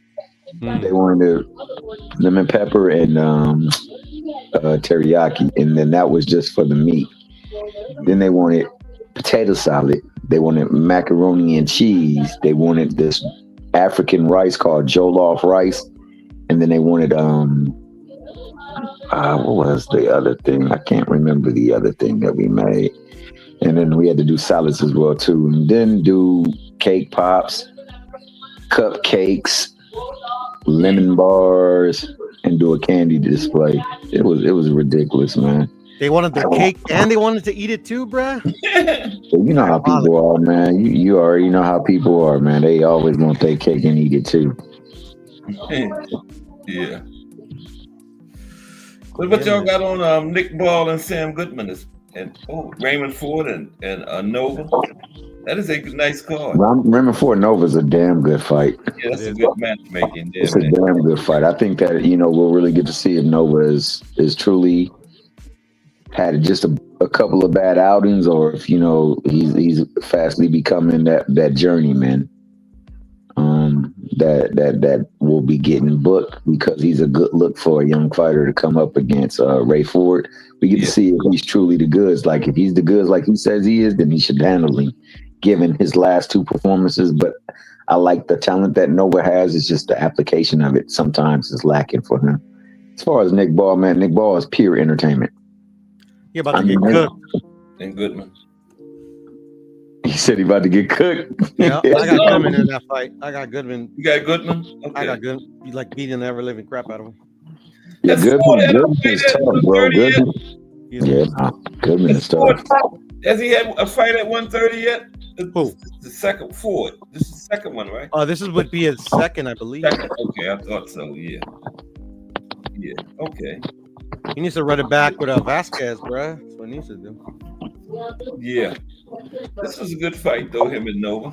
Yeah. No, I'm looking forward to it. Nah, I think that fight is a very good fight. I think it's going to be entertaining as hell. Yeah. I think the Ball fight is going to be entertaining as well too, for as long as it lasts. Yeah, I think so. Because one thing about Ball, he comes to fight. Mm-hmm. Yeah, overrated in my opinion, but yeah. Yeah, I think a little bit too, but I think he's good for aesthetics. The optics, he ticks the boxes because he's there to fight. Throws punches and he's not afraid to take a punch. So, a lot of times that translates well in the ring. I think he's a dick, and I hope he loses, to be honest. He kicked his last opponent, bro. Like, what an asshole. I don't know too much about Goodman though. He from He's a Australia. good fighter. Australia. He's a good fighter. He's a really good fighter. I like him a lot. Check him out. Yeah. Goodman don't go there in the ring and play around either. He's about business. Yeah, no, So this should be a fan-friendly fight then. Yeah. The bowling ball. We call it Nick the bowling ball. Nick the bowling ball. Yeah. Your boy Technique said if he was Mexican though, Piro, you'd be on his nuts, dog. I would. No, Boy, he Nick said Ball just sucks, bro. Yeah. Sorry, Tech, to let you know, bro. Boy, so you got a slight favoritism to the Latino fighters, dog. That's what he's saying, dog. He's saying that you kind of favor them more than anything. He said, they can be dicks all they want as long as they got that Latin blood up in them, dog. He's just a little upset because I was talking shit about Steve Collins. You know? I made him a joke. You know, but no, Steve Collins is a good fighter. I'm sorry, Technique. I'm sorry. Yeah. Shout out my guy Technique, the way of things. We got a lot. It's like 3 cards Friday. Wow. Yeah, because I don't think it was much going on this week. It was very little and things that. Somebody said there was some prospects or somebody fighting. Yeah, I think Roy Jones had somebody fighting. Yeah, on YouTube, he had some fights on YouTube. Yeah. Somebody Roy trained. Yeah, there's always fights though. I mean, it's one promotion. thing, promotion. One thing that I found out through Ant, there's always fights. Damn near almost every day of the week. Yeah, that's right. You just gotta find them. Yup. And a lot of times there be some good fights too. Yeah, sometimes. Mm-hmm. So yeah, with that being said, man, you know I'm looking forward to it, man, because I like to watch fights. You know what I'm saying? And I appreciate what it takes for them to get into the ring, man. Just to get into the ring, they got to put in a lot of work, man. You know, sometimes it don't translate well on the screen. Sometimes there's things that happen in between that maybe affect that. We don't ever give that credit. All we do is say in nowadays and these days where everything's on the phone, you know, everything has been exacerbated to the nth degree. So now it's you're trash, this and that. And some of the greatest fighters that ever stepped into the ring had trash fights, had trash performance. Yeah. So, you know, I mean, it's kind of by their standards. It's kind of like, you know, you ain't never. It's crazy that in your life you've been perfect every day of your life, whereas you can say, look, this Mickey Freak, he's garbage, he's trash. You know what I'm saying? And I hate the way our new fans do stuff like that. And just to prove a point for another fighter, take and denigrate somebody else or some other thing just so that it can lift what they support or what they rock with. Yeah. It's crazy, man. Boxing fandom is backwards, to be honest. Yeah. Like the fighters who should be praised, they get more hate than praise, and yeah, like, and you know, and just to get in there. They get my respect. You know? I just read the recent issue of The Ring that just came out. I think it came out yesterday, a couple of days ago. And so it's all about Canelo and Crawford. Right. And these guys have like literally been mostly hated by the general boxing fandom for like the entirety of their careers. It's a shame, you know. Yeah. And I'm glad that you know, they're fighting, even though, you know, it's not a fight that, you know, ideally I would have wanted, you know, especially jumping to weight class and stuff like that. But I mean, like, I'm proud of these two guys, because like literally, like they did it all by themselves. They did it without, like, you know, like they both, like Canelo, you know, had his fandom, you know, for being ginger, stuff like that. But like on pure boxing, on pure merit, they had to do it all by themselves, bro. By people criticizing them day in, day out. Both of them. You're right. Both of them. Yeah. Oh shit! What the hell happened? But I will say, boxing's gonna miss them much. Yeah, I was just about to say that. Well, I will say this: when a lot of these people that they hate on and criticize all the time they'll miss them. Yeah. You always miss people or things. Yeah, neither one of them gonna be around for that much longer, neither. Nope. I honestly, to me, I think this is Crawford's last fight. This will be his biggest payday. I don't know if he's actually getting 50 million like they say, but if he is getting 50 million, yeah, he's out. So I think he's getting 50. I think I heard that too. I think he's getting 50. Yeah, He's I getting heard he was 50 getting million. 50. He's out for because he's never going to get that in any other fight ever.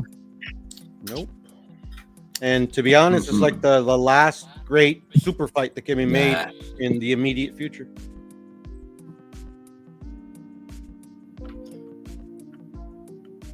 I would retire you too. I'd agree with that. With one caveat being, I still think Benavidez versus Canelo is the biggest fight. Nah, Benavidez don't got a following like that, bro. Like he can't even sell out in his own hometown, bro. I know, but there's a lot of people who don't like Canelo. Whatever, brother. There's a lot of people who don't like Canelo that would love to see him lose and believe that Benavidez is that guy that does. That was the thing that drove the sales up for Mayweather. It was more so people didn't like him and wanted to see him lose, and he fought against people who they thought would beat him. But that's how he marketed himself, though. Like Benavidez doesn't market himself like that in that manner. Yeah, well, you know, I think Canelo is the market itself. Yeah, well, that's what I was gonna say. Like literally, like the like Benavidez Canelo will sell because people that that buy Canelo's fights are gonna always buy. I mean, look how much he sold versus Edgar Berlanga. I didn't think that Berlanga fight was gonna sell 100K. That shit, like I was like, wow, that's crazy. You're not getting an echo or something. You are? I don't hear. I'm hearing an echo. That must. You got your YouTube open? Yeah. No, it's because if you got your YouTube open, you're probably hearing it on your end because it's you in the setting and then it's delayed on the YouTube. Yeah. You just gotta mute the YouTube and let the StreamYard rock. But I don't know. I've never been the person hoisting the show, so I can't say if that's the case or not. Yeah, I can't, but we can. I would, if it was us, I'd hear it whenever we talk. Facts. Terrence just gave Arrow his flowers. Good for him. Yeah, because the hate wasn't translating well neither. Like nothing about that fight really translated well because of how it looked and how it transpired. You know, them having a deal agreed upon and then him fighting Abanesian, then the way it went back the second round and the way that ninja looked up in there, it just didn't look good all the way around. But one thing I will say is you can't fault Bud for whatever went down with Spence. He did what he was supposed to do. He was prepared and he had a plan in place to take advantage of Spence and what he normally does. So, you know, yeah. So I don't ever. The only thing I ever said was about that fight was that fool Spence didn't look right walking into the ring. Something he looked off when they said that interview, and I looked at him and he was talking. I told my cousin that something ain't right. He looked fine to me.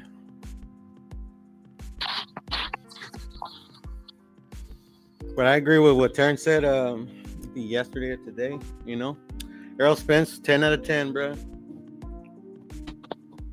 No lies spoken. What's going on with Earl? He's still fighting or what? I think we're going to retire pretty much.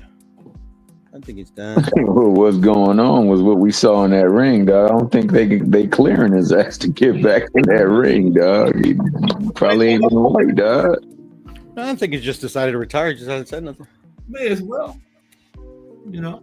He been on the social medias talking about he about the big fish return and all this other stuff. He just ain't been able to return.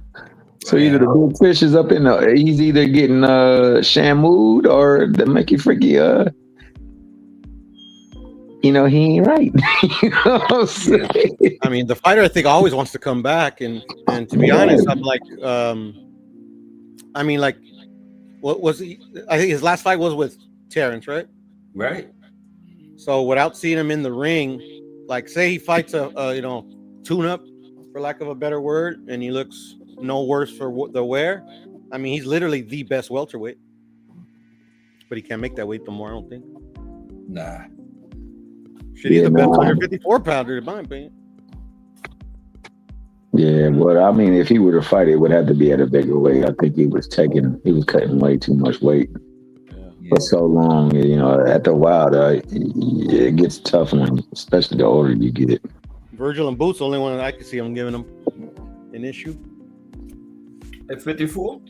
At 54, yeah. What about Xander? What do you think about No, Xander? like I said, if he doesn't if he's like no worse for wear, no, he cooks Xander. It's a no contest. Yeah, if something's wrong with him, everybody's going to give him a problem. But if not, then there's only a few people that I think will ever give him a problem. But if he's healthy, and he's at the proper weight, he's going to be a tough out for anybody.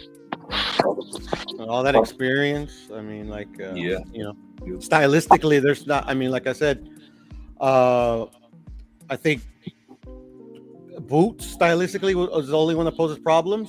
Virgil's like really, really good now, so like literally, like that would be a problem too. But anybody else, I don't see it.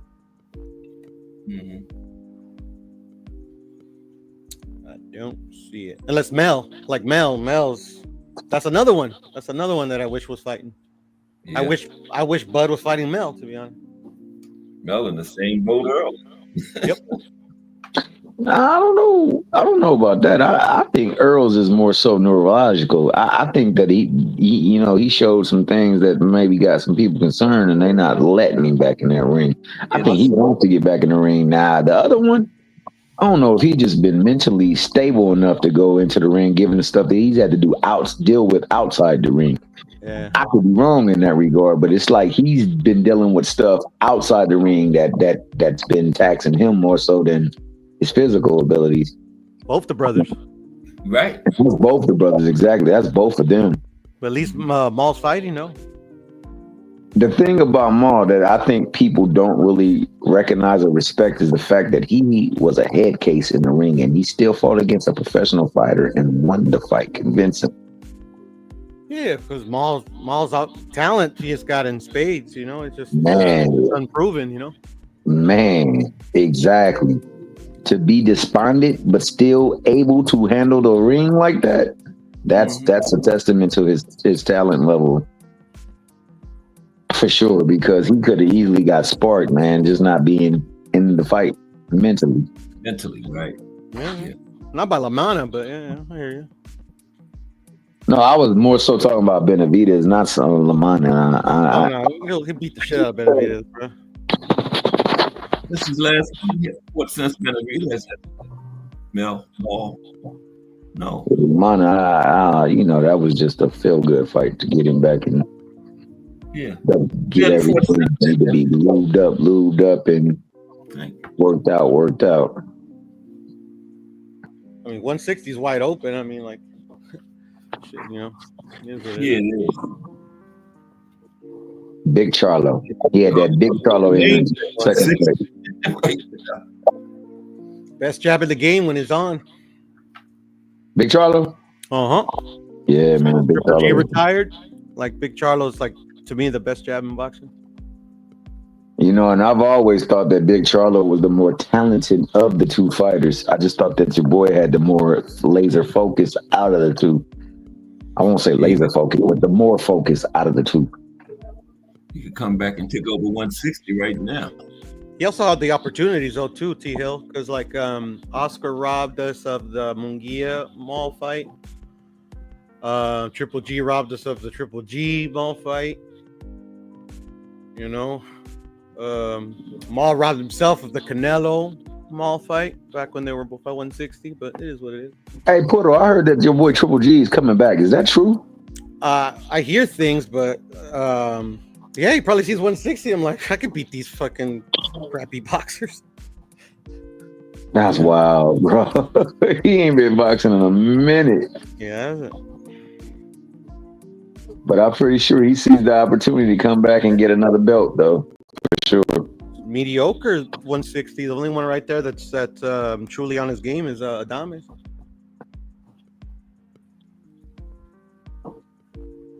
Hey, wait. Don't Billy fight at 60, though?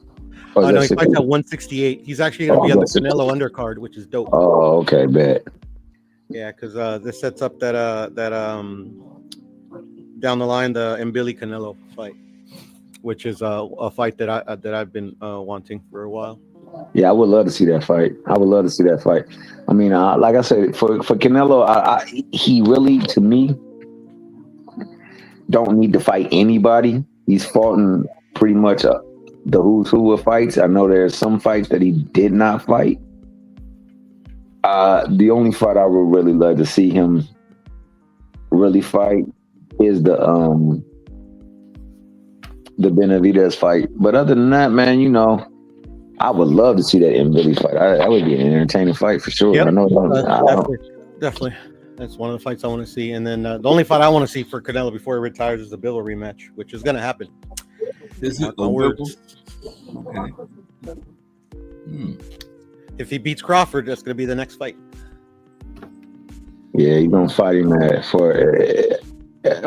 if he beats Crawford. If he beats Crawford. Is Canelo going to go back to 175 again? I'm sorry? Is Canelo going to go back up to 175 again? Yeah. For that fight, he ain't that fight fighting only. for nothing but that 75 turn. He ain't fighting for that, nothing else. Yeah, yeah. Because Bivol said, "I'll give you a fight, but let's fight for your belt." And he was like, "Nah." and good for Canelo, because I mean, it's pointless for them to fight at 168. Yeah, he like, "Nah, dog. You know, your boy walk around with that crown as one of the logos, dog. We can't take the crown, homeboy. I can take your crown, though." Yeah, but he's gonna mess up Bivol, and then I'm gonna laugh at everybody that laughed at me. You said he gonna do what? He's gonna get that get back versus Bivol. Mark my words. So what you think he'll do different from the last fight? Because the last fight he was discombobulated, bro. Fight better offensively, because like that's the worst I've ever seen Canelo fight offensively in a fight that he was actually trying to fight. You know. So you got to change up that double pump to set up the right. Because that's what your boy Bivol was keying off of. He's got to throw the jab, bro. Like literally the first 4 rounds that most the judges gave him and I gave him, like literally it was predicated with the jab. As soon as he stopped throwing the jab, and the left hook to the body, dog. He got to tear that body. He didn't even go to the body. Like literally, like that fight, like in its entirety. Like I thought offensively, Bivol and Canelo fought like shit, like horrendous fight offensively. But defensively, they were both on point, man. Why do you think he stopped throwing the jab, Arturo? I have no idea. To be honest, I have no idea. Like Canelo's, the best version of Canelo is when like the jab is like a key part of his repertoire, even though he doesn't like throw it in the traditional sense. He uses it to like kind of like for like punch traffic to in defense, and to like you know like so literally you just can't walk up on him without having something in your face. I have no idea. I mean, like I know his hand was injured in that fight. That could have been it. I'm not sure, but I mean, like literally that's the worst I've ever seen Canelo fight offensively.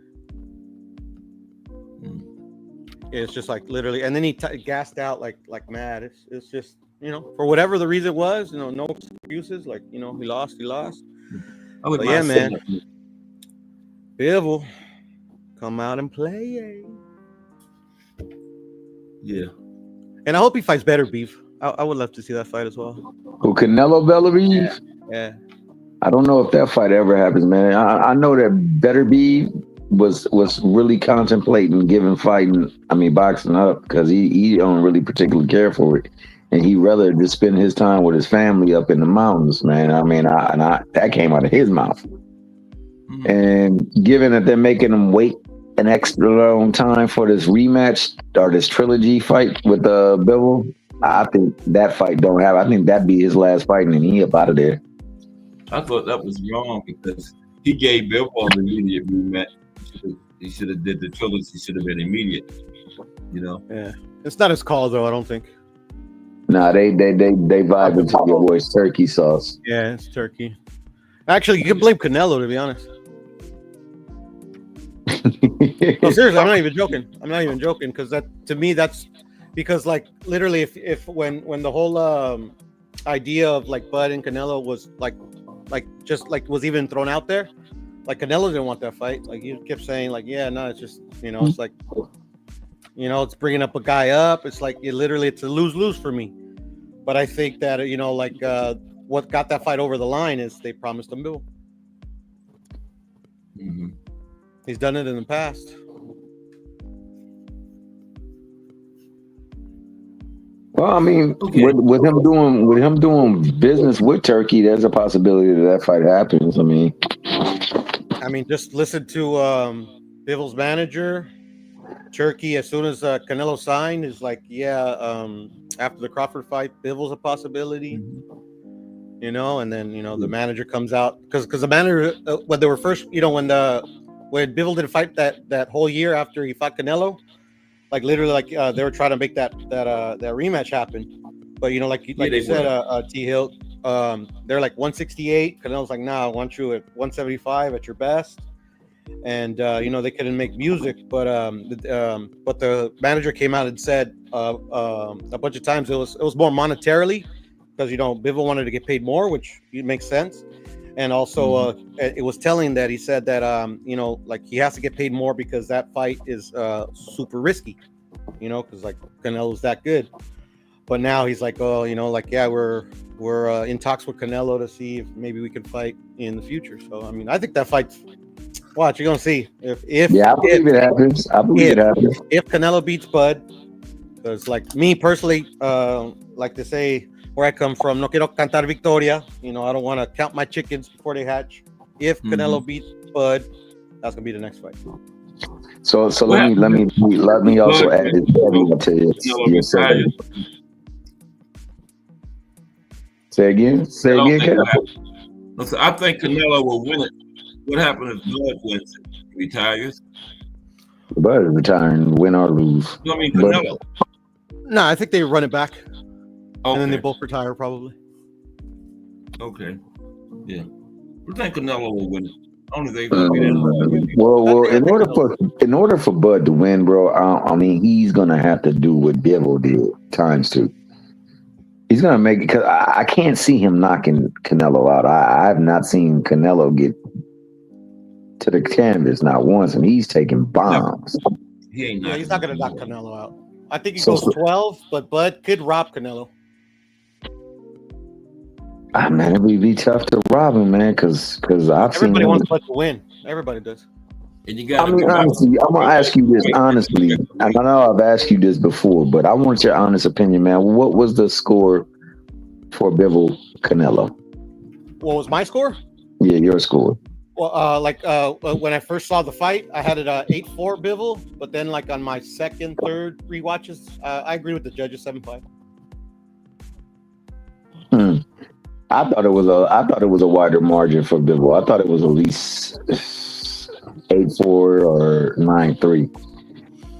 8-4. Yeah, I didn't give it a second watch, so I don't know if some other things I missed, but it's just like he was frustrated and he was taking advantage of him after Canelo would wear himself off of shots. He would just boom, boom, boom, boom, boom, boom, throw combination, boom, boom, boom, boom, boom, boom, throw combination. They gotta land though, TL. They gotta land. That's true, but a lot more were landing than for Bivol than Canelo was. No, I agree. No, I agree. Canelo wasn't even throwing in combination in that fight. But the fight was still close because that's the thing that's what made it so close. Because one, Canelo was a ring general in there. The fight happened where Canelo wanted it to happen. I agree with that. I definitely agree with that. Bivol won the more rounds than Canelo did because he outlanded Canelo in more rounds than Canelo landed. But the fight was extremely close. I mean, like Bivol himself said it, like post fight, the coach said it. Like, I mean, this is like me grasping at straws, but whatever. But like you could even tell, like when they announced the winner, look at like Bivol's initial reaction. Like he didn't believe that. He was kind of like surprised that he won. He probably thought they were going to rob him or something. Probably did, dude, because just the way scores have been favoring Canelo in matches, even where he clearly got dominated. I mean, hell, I've seen him damn near lose every round and still get a close loss against Mayweather. And I just don't. As good as Bud is, No, Floyd Mayweather ain't even close in my opinion to Floyd Mayweather. Not even. And if he can't do what Floyd did to Bud, if he can't even do what Bivol did to Canelo, I don't see him walking out with a decision. I just don't see it. So I see him having to knock him down multiple times. He would almost have to make it look like Spitz all over again for him to get that decision. I'm telling you, Kelly Pavlik, I just recently saw an interview. He broke it down beautifully. If Bud wants his best chance to win, he's got to press Canelo. He's got to go at him, just like Jaime Munguia did. Jaime Munguia is the closest in recent memory. Hey, I ain't gonna lie. I got to give Munguia some props because I thought he was gonna get washed. He actually had a good fight against Canelo. No, he had an excellent fight.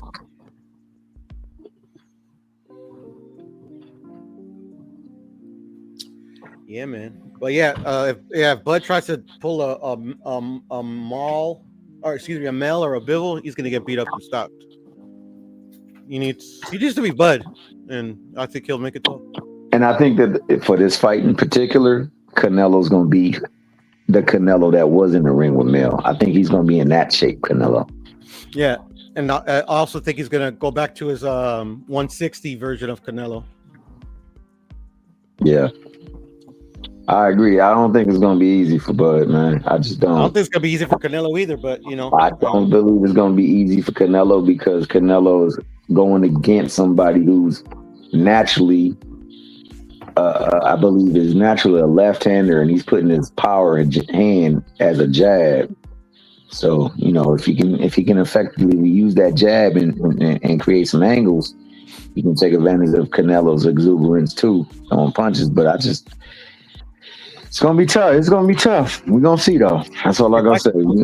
If I could get a fight similar to the Austin Trout Canelo, it's gonna be an excellent fight.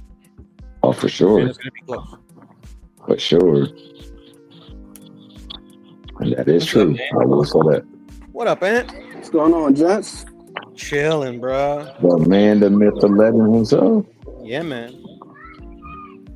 Yeah, I thought that Bivol versus Canelo, like on the rewatch, wasn't as wide for me, just based on the quality of the work. But I thought that the thing that Bivol did a really good job of was not allowing Canelo to work either. But the work that he landed, it's not like he was out there just piecing Canelo up.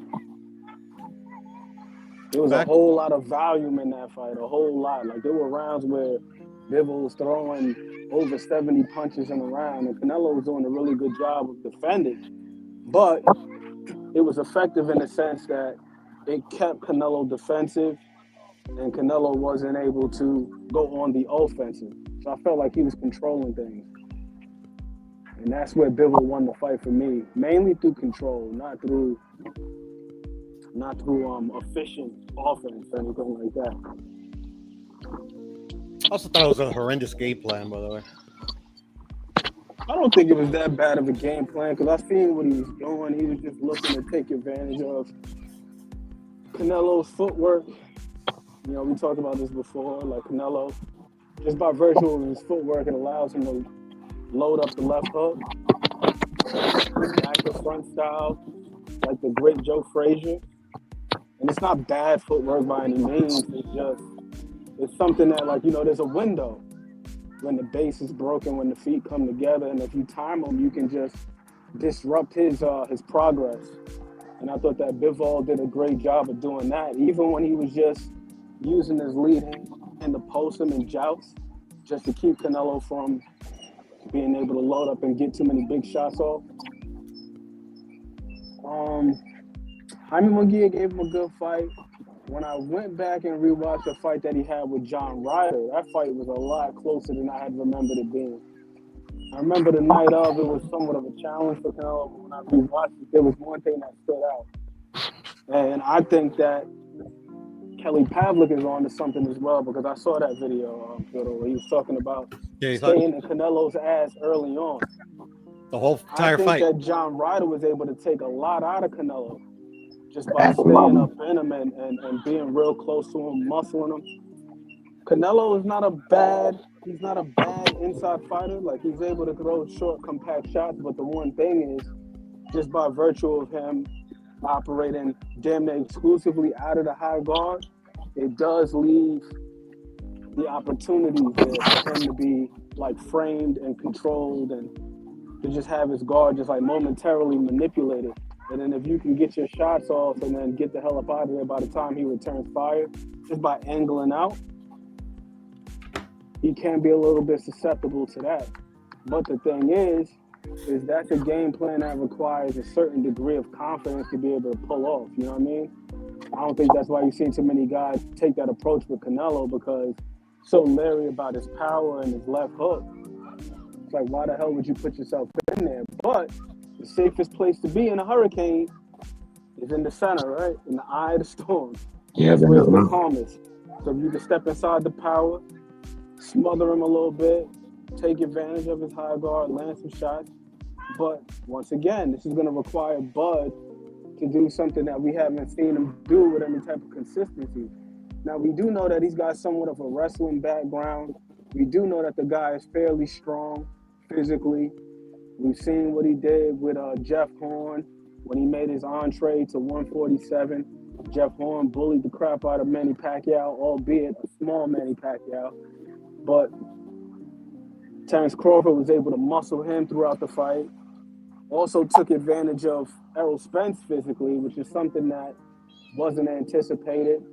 Conventional wisdom would have told us, or I should say the general consensus would have told us that Errol Spence would have been the more physical between the two, the stronger, able to impose as well. But every time they came in and they locked horns, Buzz looked visibly stronger in the clinch, pushed him around several times.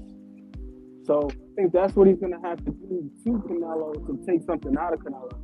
Felt like in spots we've seen Jermell Charlo do it. There were a couple of nice moments where he was able to like post Canelo's high guard, like pin his guard up and stab him to the body. But those moments were far and few in between. And I feel like that's part of the reason why Canelo, his stamina never really got tested in that fight, and he looked like he was rejuvenated. Because Jermell Charlo, we keep it in a buck, he didn't really push him like that. He didn't really test him. If you allow this guy to just come forward all night, good luck with that as far as being able to test his stamina. But you got to be able to give him some type of resistance. You can't just let him just march forward. Because if he is, then, hey, good luck with that. Triple G was able to push him back in the first fight. He looked a little wary in the second half of that fight, just in terms of stamina.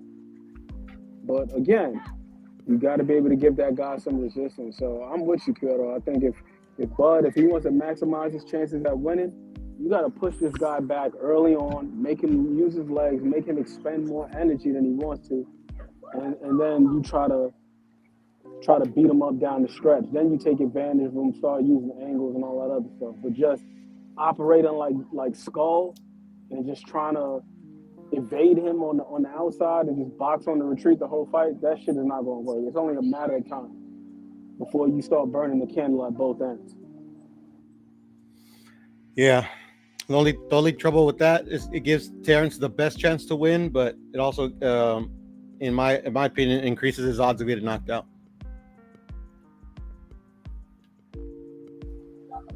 I think on the inside, he should be able to do some work. He's just got to combine his physical strength and his footwork. You know, give him some angles.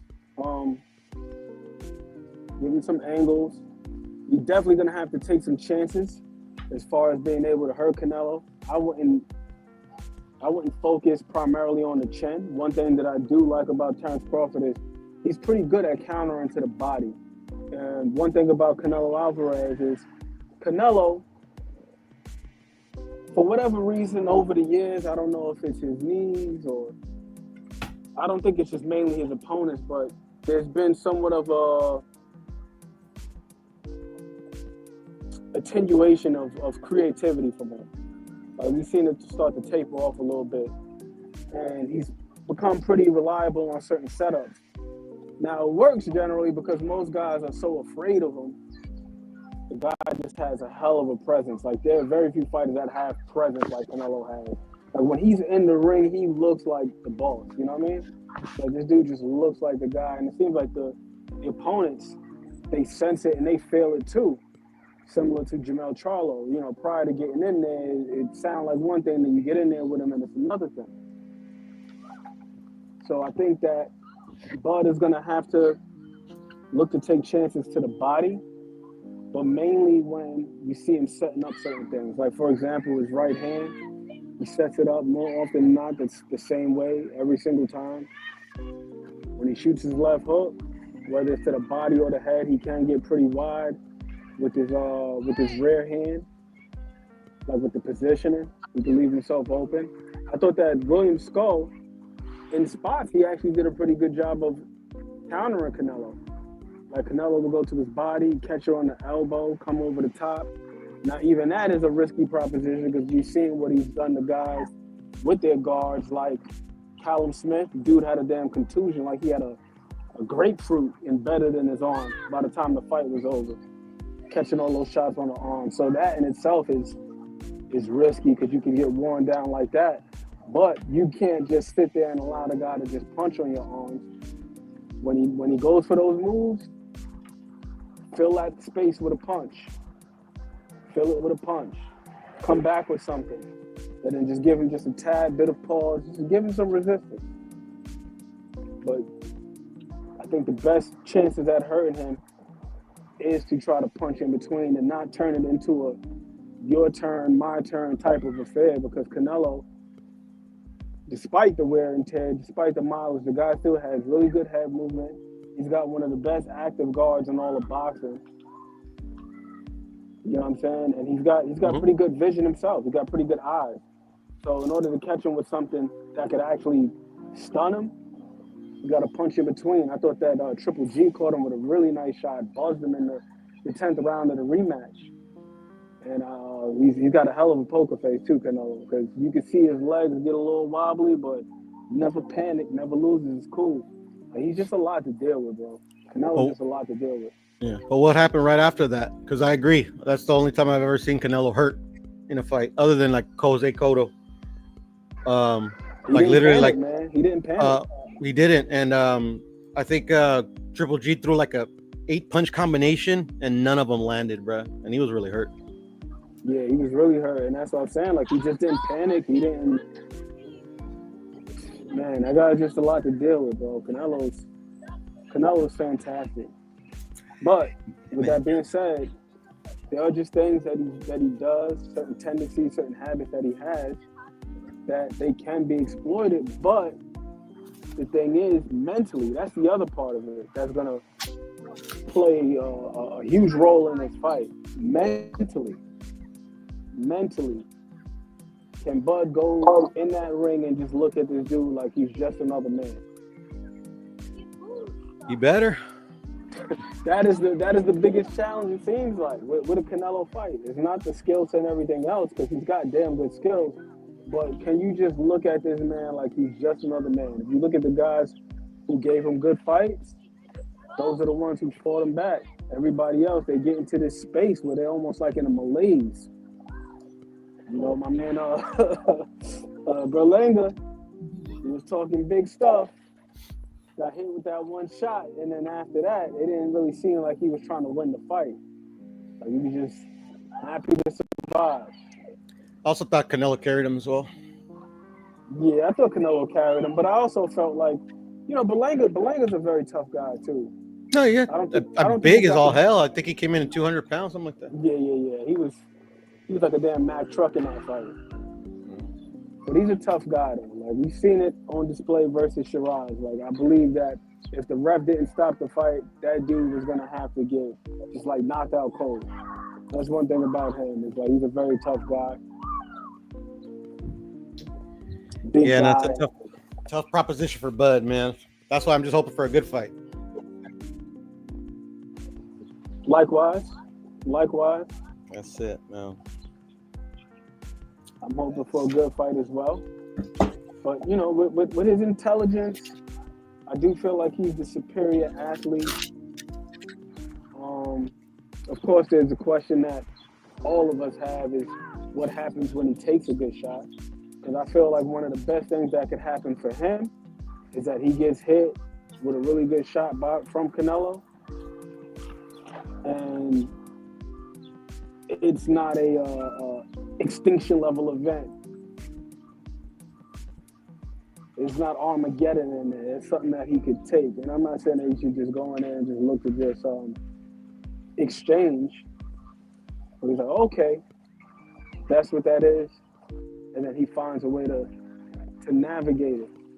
Not to try to go 12 and not get knocked out, but having the confidence. Like, okay. Yeah, Kind of like tough a one. Andre Ward Kovalev situation. Like Andre Ward when he got dropped versus Kovalev. Yeah, he got a gift. I don't think he got a gift in that fight. I thought Kovalev let go of the rope, honestly. The night I watched it, I definitely had Kovalev. When I rewatched it, I just felt like Kovalev allowed this dude to steal the momentum. Especially when he started getting on the inside.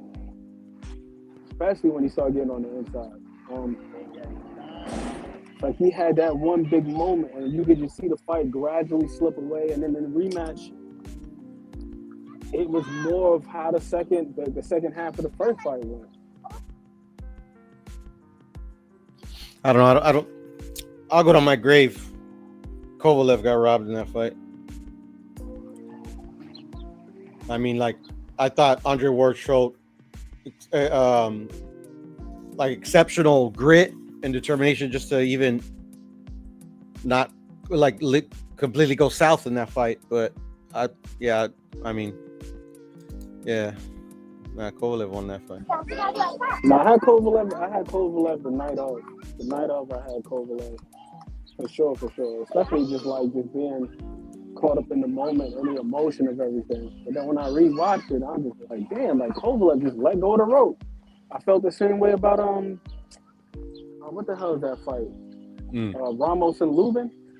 And I thought that was horrible instruction from his corner because I had Ramos sweeping like the first 5 rounds, bro. Yeah, Ramos fought horrendously in that fight. He still got robbed, but in my opinion, he let go of the rope, like man. The second half of the fight, bro. He let Rubin and the judges rob him. And I was going for Ramos in that fight. Trying to I really like Jesus. I really like him. No, he's a really good fighter. And it is what it is. Robberies happen. I mean, not the end of the world. Yeah, but that's why you gotta close the door. Yeah, no, exactly. You don't want to leave nothing to chance, bruh. That's right. Leave nothing to chance. Somebody in his corner told him like ease up. Don't go for it. I remember. Why The hell would you tell him that? I'm not saying he should have tried to press him out and get a knockout, but definitely shouldn't have been all passive like that. Yeah, I never seen Ramos fight like that. That when I knew, I was like, all right, yeah, this guy's messing up. Like literally, like to me, it was telling the gap between them, and I'm like, bruh, why are you like don't mess around, like like it's Lubin at the end of the day, like Lubin is no slouch. You can't just but live and you learn, man. Yeah, that you do. But man, I was pissed that night. I was so pissed. And there's no disrespect to Erickson Lubin, but I really like Jesus Ramos. I like Ramos as well. But I mean, like no disrespect to either fighter, like literally, like I thought it was a robbery, but like Ramos had his role in that robbery as well. It's, takes two to tango and all, as they say. Yeah, it was just too passive and too lackadaisical.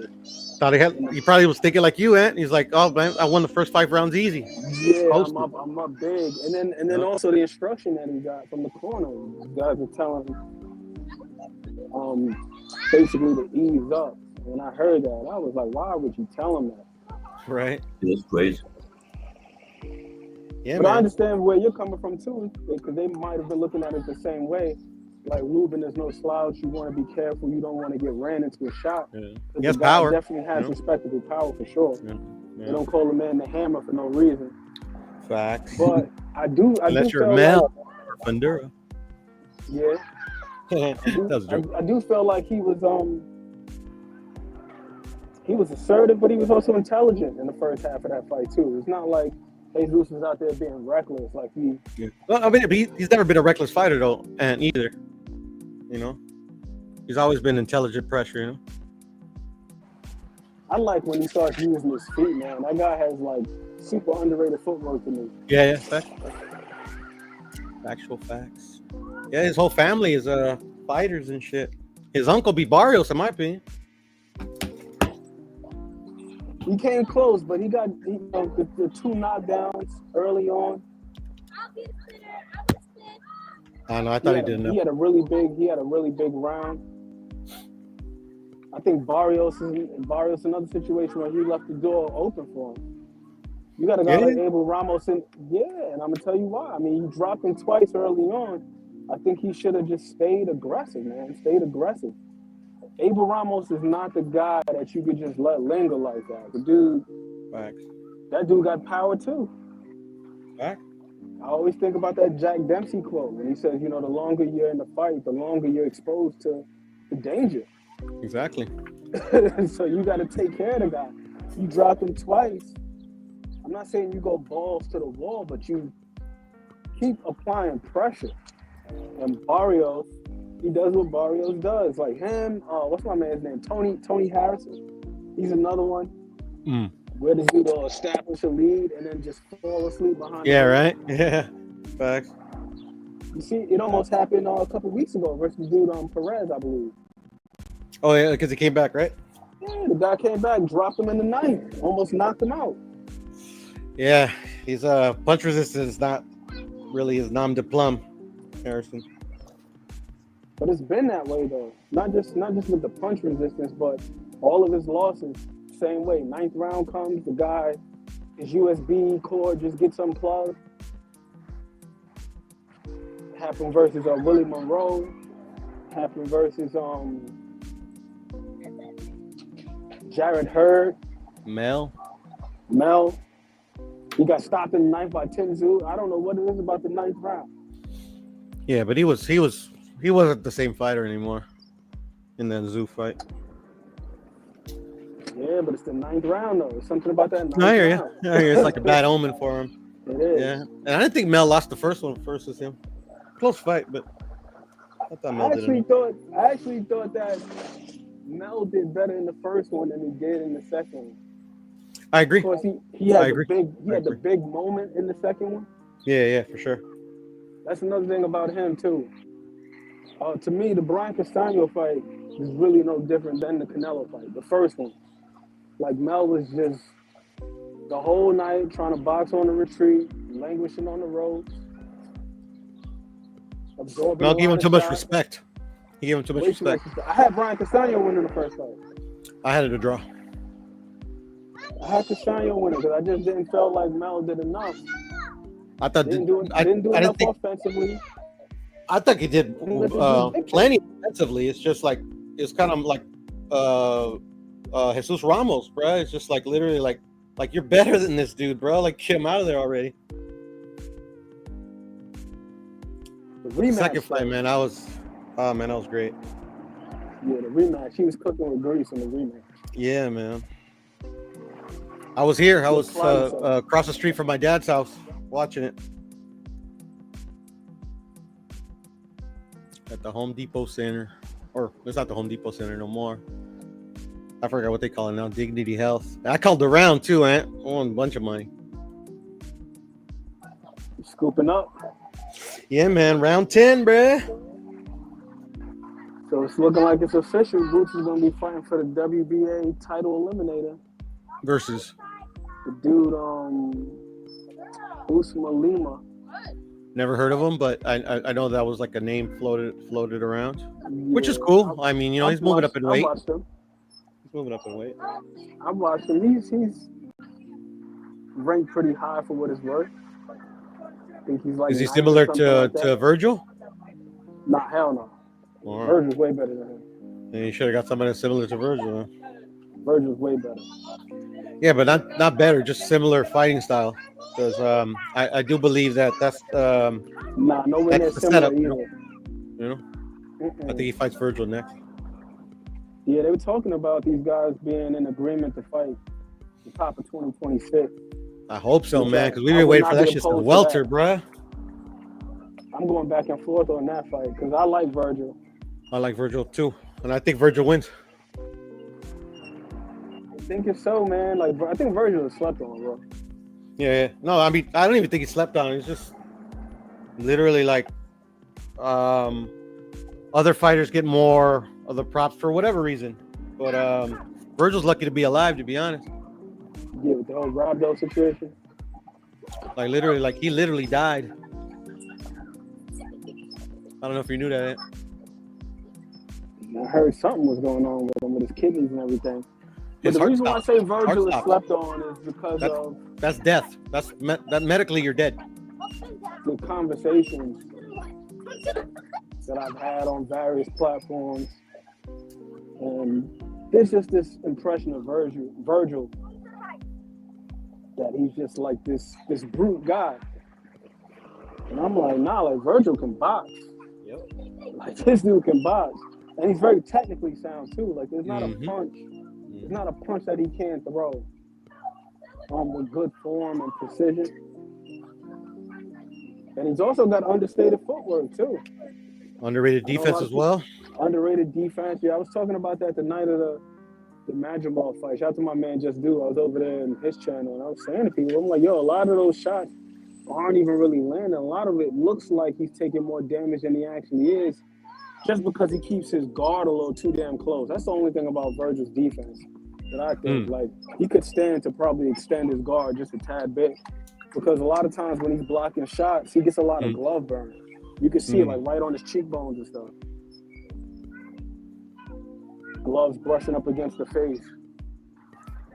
Yeah, but they don't count. No, they don't, but it's just the way it looks during the fight and even after the fight. It looks like he's in there just getting beat up and lumped up. But it's like, nah. Well, that's when you hope you have competent judges. Definitely. Because if it were up to a lot of people, they would be judging fights that way. Yo, look at his face. Yeah. No, facts. Look at his face. Facts. But yeah, I really like Virgil. I really like Virgil's Virgil good. a lot, man. And when that fight happens, man, I can't wait, bro, because I've been waiting for it since welter. That footwork, though, I think that's going to be the key for Virgil in the fight. Got to utilize his feet. I think Boots, as athletic as he is, the one thing that the fight with, not even just Karen, but there's a couple of other ones. I really started paying attention to his footwork when he's in southpaw in particular. And it's not as fluid as it is when he's orthodox. I think his dad, is it his dad that trains him? Boots? Yeah. I think his dad's a bit overrated as a coach. Excellent coach. I'm not trying to take anything from him, but I just think he's a bit overrated because, like, especially in the Karen fights, just basic boxing strategy, like that I would think like somebody that's been watching boxing, not even religiously, but just a good knowledgeable boxing fan has the wherewithal to know that if you want to slow down somebody with excessive movement, borderline running, which Karen was doing in the first fight, like he was running, like you got to go to the body. That's literally boxing 101. And I'm like, that's like, I don't understand, like Earl and Bud. What I noticed early and what was like literally told the tale of the fight was Bud is a counterpuncher. Literally, that's what he is. And like literally, like the boxing strategy 101. What do you do when you fight a counterpuncher? Like if you want any chance to win, cash for the win. Counterpuncher. Yeah, what does the opponent have to do? Cardinal rule if you want a chance to win, especially elite. Okay, you have to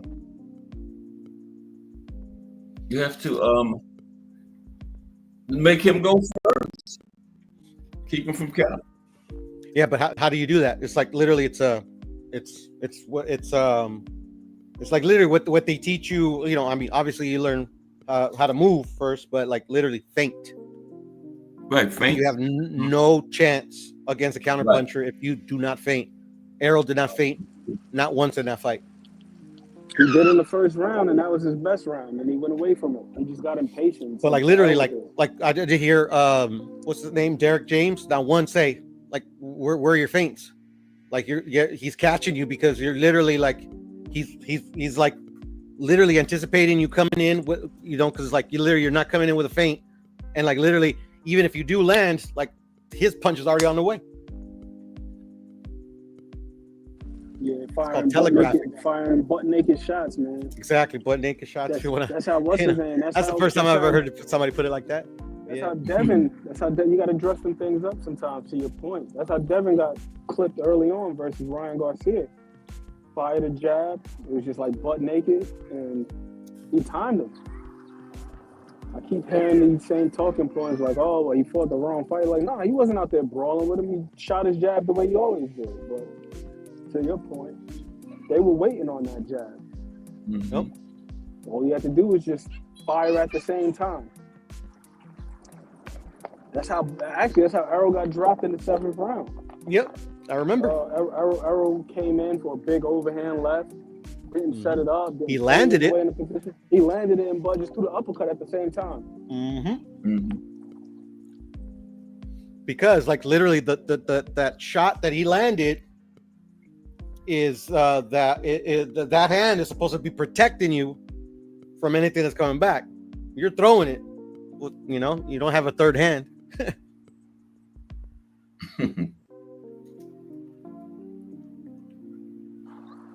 Yep.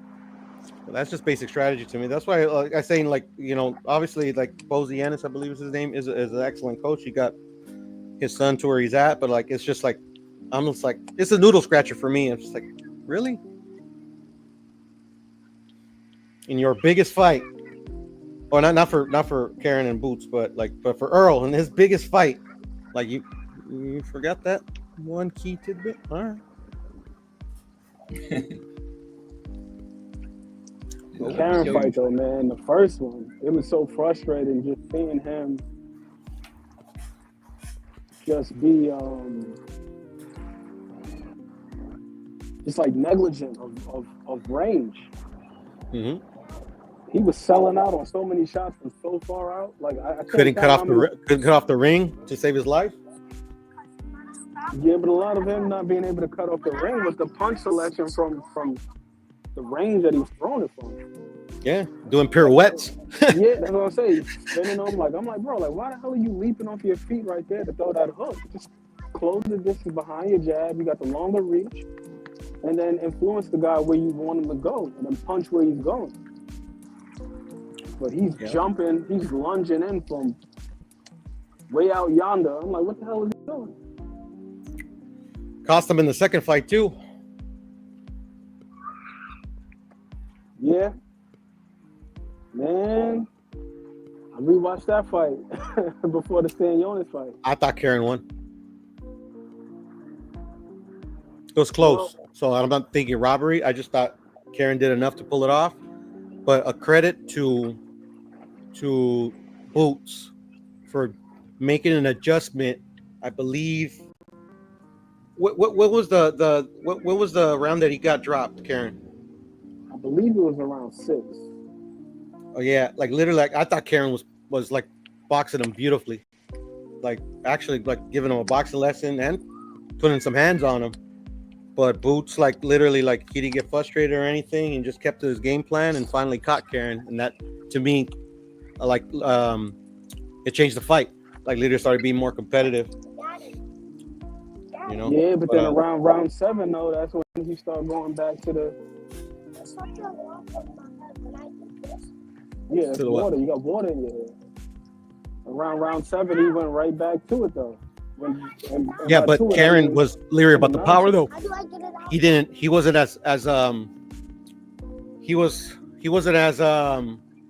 would say maybe as aggressive as he was in the first 6.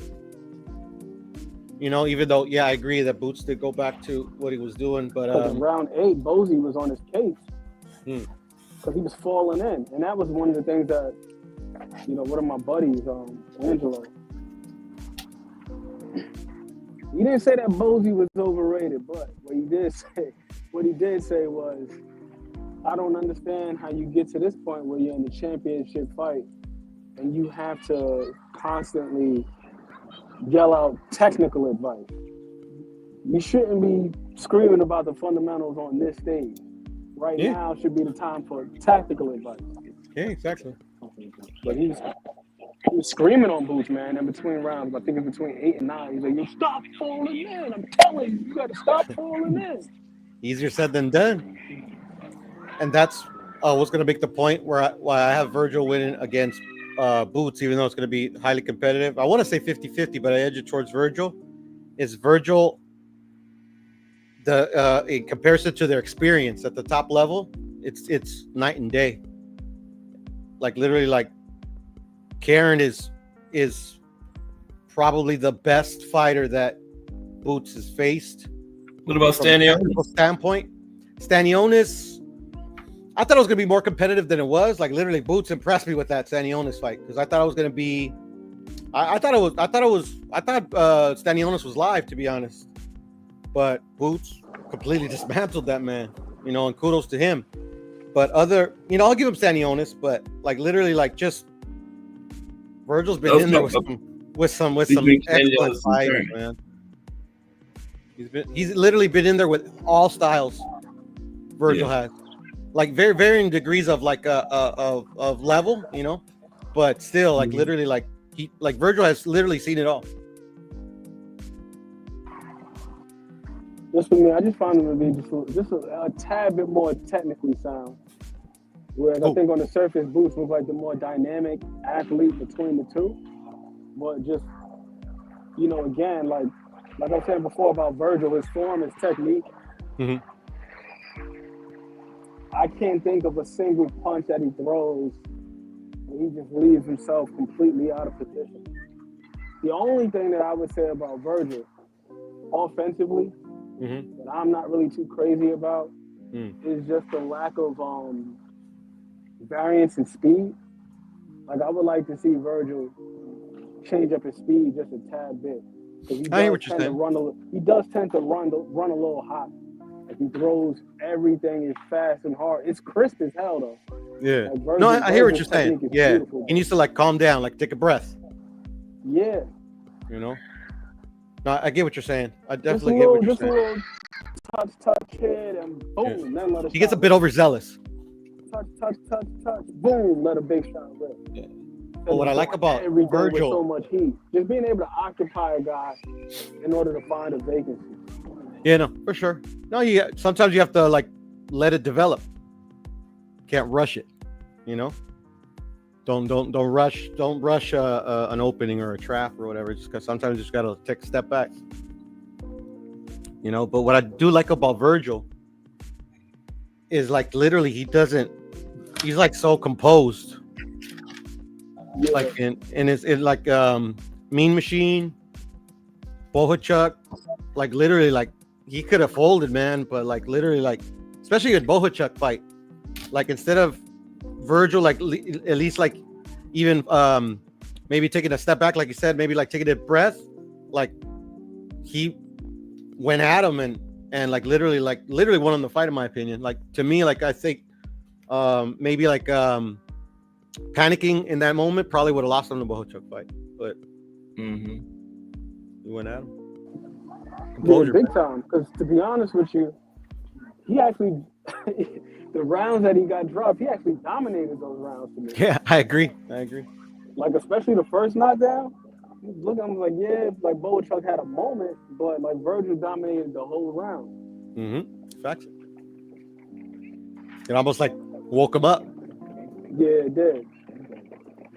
Yeah, I can't wait for that fight though. It's gonna be a good one. I did like the reverse what's the name that he tried to. I ain't gonna say tried to. The reverse pill that he implemented on Madrimov. That was nice. That was beautiful. That highlight was circulating on the internet for a little second. Like when he faked like he was gonna peel up top, and he got Madrimov to bring his hands up, and then he fired the shot to the body. I was like, yes, Virgil. I need more of that. a little bit more deception, a little bit more creativity. Not just going out there and just trying to just blast guys out of there. I thought I was gonna beat him up worse than. I thought Madrimov was gonna engage a little bit more, but then I don't again, see how Madrimov beats this guy. coming off the heels of the Terrence Crawford fight, I feel like maybe I should have known better. Like Madrimov, he pissed me off in the Terrence Crawford fight too. I'm not gonna lie to you. Well, I He mean, was I think just so apprehensive. I think it took everybody aback because, like, I thought Terrence was gonna like mow through Madrimov. Yeah, it is. I didn't understand why he didn't.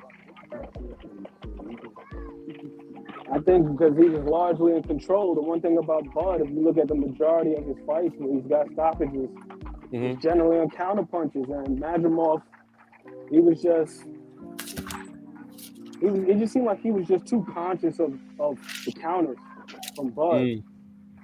He wasn't opening up like he typically does. Yeah, he probably got rocked early, made him think twice. I believe it was that, and then also, just like with his footwork, he utilizes a whole lot of rhythm steps. And one thing that Bud picked up on early was the rhythm. Like the lead foot goes out, the lead foot comes back in, and the lead foot comes back out, and then he'll throw a punch. So he's somebody that got to set up, similar to Manny Pacquiao. Manny Pacquiao was similar in that regard. Like that's what got his ass slapped versus Marquez. If you look, he utilized that same setup several times early in the fight. I feel like in the second round. In the first fight, he was using. He actually used it in the whole quadrilogy or whatever it's called. Yeah, then what's his name caught him finally. Yep. Right hand, bang on the chin, and that was it. Madrimov utilizes a similar type of footwork to mount his offense. And then, because I rewatched that fight, I was asking myself, I was like, why the hell wouldn't he let his hands go, Madrimov? Like, why was he so limited with his output? And I realized he wasn't feinting like that. It's not like he was just utilizing foot feints. That's just his rhythm. Him trying to establish rhythm. And then like most guys, like once he gets his rhythm going, he's able to give them angles and so on and so forth. But Bud would just fire a jab to just make him reset. Whether the jab landed or not, I don't even think it really made a difference to Bud. For him, I think it was just a matter of keeping this guy's offense under wraps. So every time he would bounce and try to get in his rhythm, he just fired a jab. And then Madrimov had to reset. Then they walk to another part of the ring, and then it would play out the same way. Just like again and again and again. And I also thought maybe Crawford. I'm sorry. No, go ahead. I said I also thought maybe Crawford thought this was an easy lick. Why he chose Madrimov in the first place? I think he probably chose him because he had the WBA title. He could just move up, challenge him. But he had all the titles, though, brother. Yeah, but it was except for the IBF because they had stripped him for that, and then they gave it to Boots. Yeah, but he literally could have challenged any of them. They stripped him like a week after. Yeah, no, for sure. After beating Errol Spence. You know, the IBF, bro. I mean, like everybody says, they're one of the best sanctioning bodies, but they be doing their fuck shit too, bro. Like they stripped Canelo and did Usyk too, didn't they? Yeah, they did Usyk as well. That's how Daniel Dubois got a hold of the IBF title. Yep. It's like, yo, just let the guy run it back. You know what I'm saying? Let him run it back. So then at the rematch is for undisputed. IBF is like, nope. Yeah. But I mean, Bud knew that though. Like, Bud knew that. Yeah, but then, you know, with the other titles, the WBC, who was that? Fundora? At the time, it was Madrimov. Who was it? Madrimov? No, WBC, not WBA. Well, you know, he was WBA. WBC at the time was... Fundora? I think Zoo. Tim Zoo. Zoo? Zoo? I think. I know Zoo had the WBO. Oh, okay. So he had the WBO. The WB... Shit, man, I'll tell you. But it's like the likelihood of that happening, though. That fight. You know how the politics goes. Once they were talking about Bud versus Fedora, then the PBC they inserted themselves, tried to get Errol Spence in that position. He hops in the ring with the golden ticket or whatever the hell that was that he had with him. And then the WBO turned around and said, "We're not going to sanction this bout." I think it might have been vacant. I think it might have been vacant. Vacant. Okay. I think it might have been vacant. What's name had the WBO though? Fedora. No, the WBC. I'm talking about WBC. Or the WBC? I think it might have been vacant. I think. I don't know what that is. Because at the time, it was still gonna be Tim Tszyu versus Mel. I know because I bought my tickets for the fight. Yeah, then the hand injury happened. And the hand injury happened, and then the Canelo fight came into fruition. Yeah. But either way, I'm pretty sure politics had something to do with him going the WBA route. Yeah, probably. Which I'm not even mad at. I mean, the guy was a champion. Go up there, get your belt, do what you got to do, get yourself another paycheck. Yeah, man. It's unfortunate for Madrimov, though. I feel like it's unfortunate for him. I'm like, damn, whoever his management is, they could have allowed him to establish himself a little bit more. Because he barely held the title. I think he got it in that fight with Kurbanov, and that was it.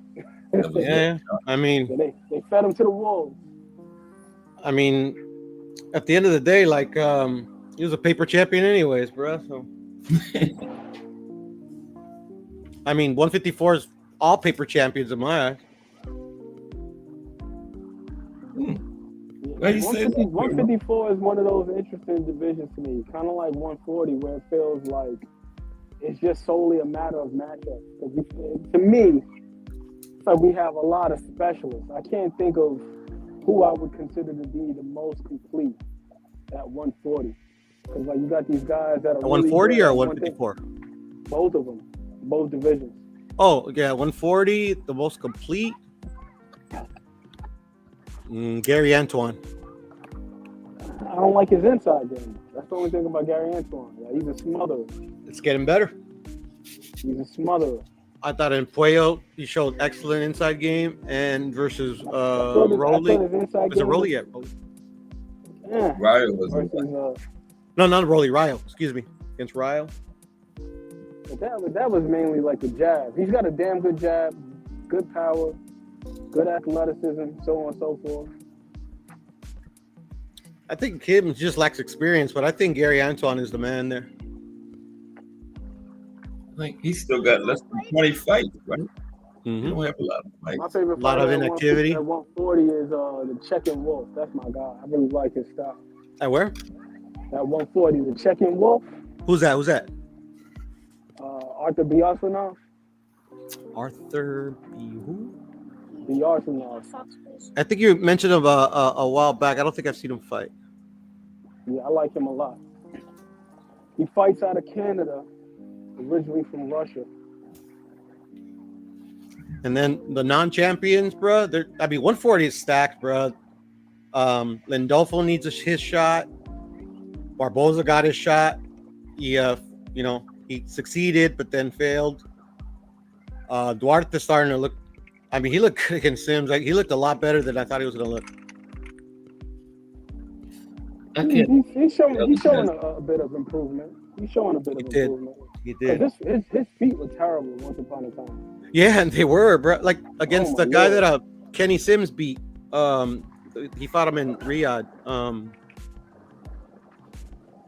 I know who you're talking about. I can't think of his name right now. I remember watching him against what's that dude's name? D'Angelo Keys. And I was like, damn, Duarte, he looks strong as hell, but his feet, bro, like especially when he throws his backhand, when he throws his red hand, that foot is always dragging forward. But he's gotten a little bit better with it. He's still a little bit vulnerable to the straight punches because of his footwork. Like he breaks his base a lot. I feel like if he could just work on just remaining in a good solid stance, it would alleviate some of his defensive vulnerability. That's the biggest issue that I see with Duarte defensively. Like, his head movement isn't terrible. It's not trash. No, He got it a improved. solid tight guard. Yeah, it's definitely improved. Yeah. But just once again, his footwork, a lot of times, just with him breaking his base and being more forward in his stance,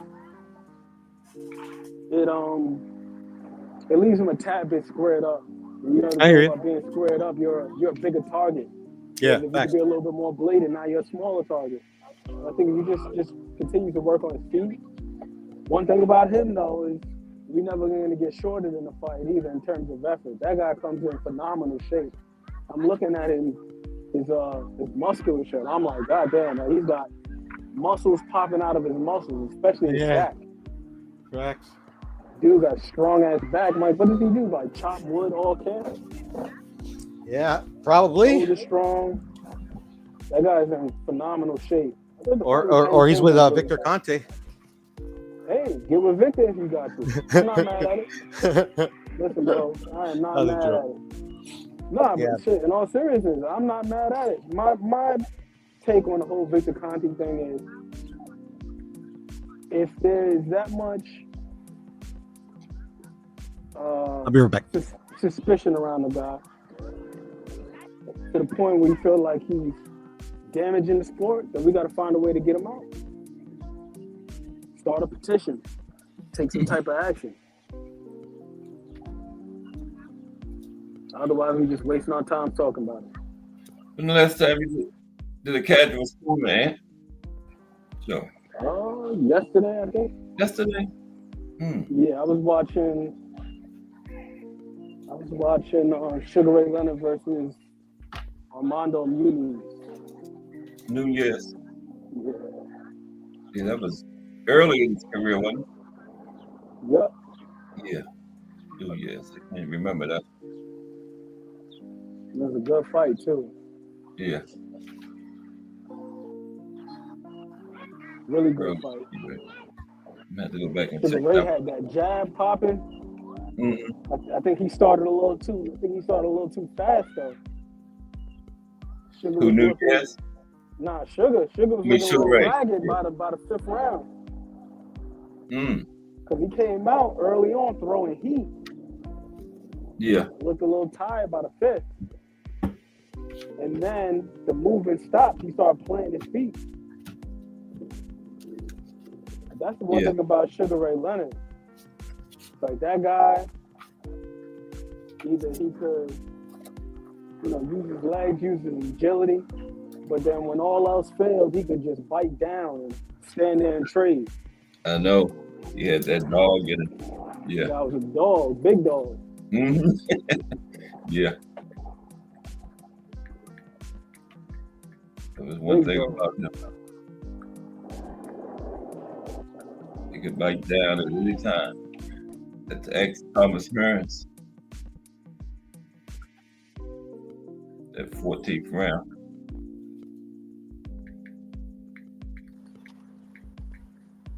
I was watching a little bit of Bakram Murtazaliev today. Oh, okay. Because they're talking about him fighting Erickson Lubin. Next. Wow. That's the talks because Lubin is number one in the IBF and Bakram is the champion. Yeah. So they're talking about those two guys facing off. Have to go with Bakram on that. Yeah, I'm leaning towards Bakram as well. He's got some really good attributes. Like he's got the length, he's got the punching power. He's got a pretty good jab, both head and body. The one area where he's most vulnerable, though, is mobility. Yeah, okay. His mobility. I was watching this fight with Jack Colque, and I was noticing every time that Colque would pivot or give him some sort of angle, like Bakram just couldn't track him. He couldn't keep up with him. So his footwork is really cumbersome. In a straight line, he could cover a lot of ground because he's got those long limbs. Yeah. But when it comes to making like quick turns and maneuvers, he moves like a tugboat. Wow. Where the sports fist, like you said, Lubin is a huge target. Yeah, Lubin, I'm not really too sure about his ability to take a punch at this point. Yeah, I know. Lubin is getting up there. Yeah. I think he's still only in his late 20s, but really? Wow.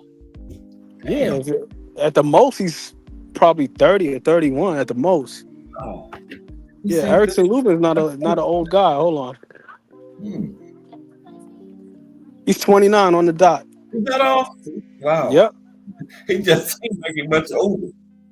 Yeah, definitely seems like it because he's been around for a little while. Yeah. He's been around for a while. Hey, fellas, I got to run. All right, man. Pleasure as always. And Cass, thanks for having me on, brother. I'll see you on the next one. Okay, bro. All right, see you next time. Y'all would have gave Lubin at least like 34. Wow, 29. Feels like it, but I remember that fight that he had with Coda. That's when he like burst on the scene. Yeah. He did that move where he dropped down and did a little fancy move before knocking him out. The next thing you know, he's in there with Jamel Charlo. And Fedora. Yep. Fedora, Jesus Ramos. Damn. Yeah. Lubin's amassing a nice resume for himself. You know, win, lose, or draw. Yeah. He definitely got a good resume under his belt.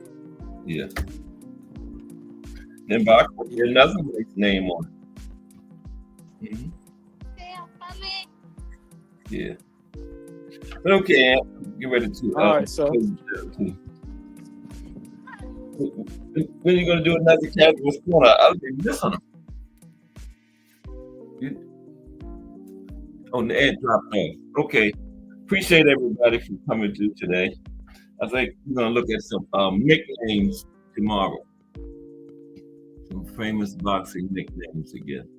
But everybody have a great afternoon. Appreciate everybody for coming through.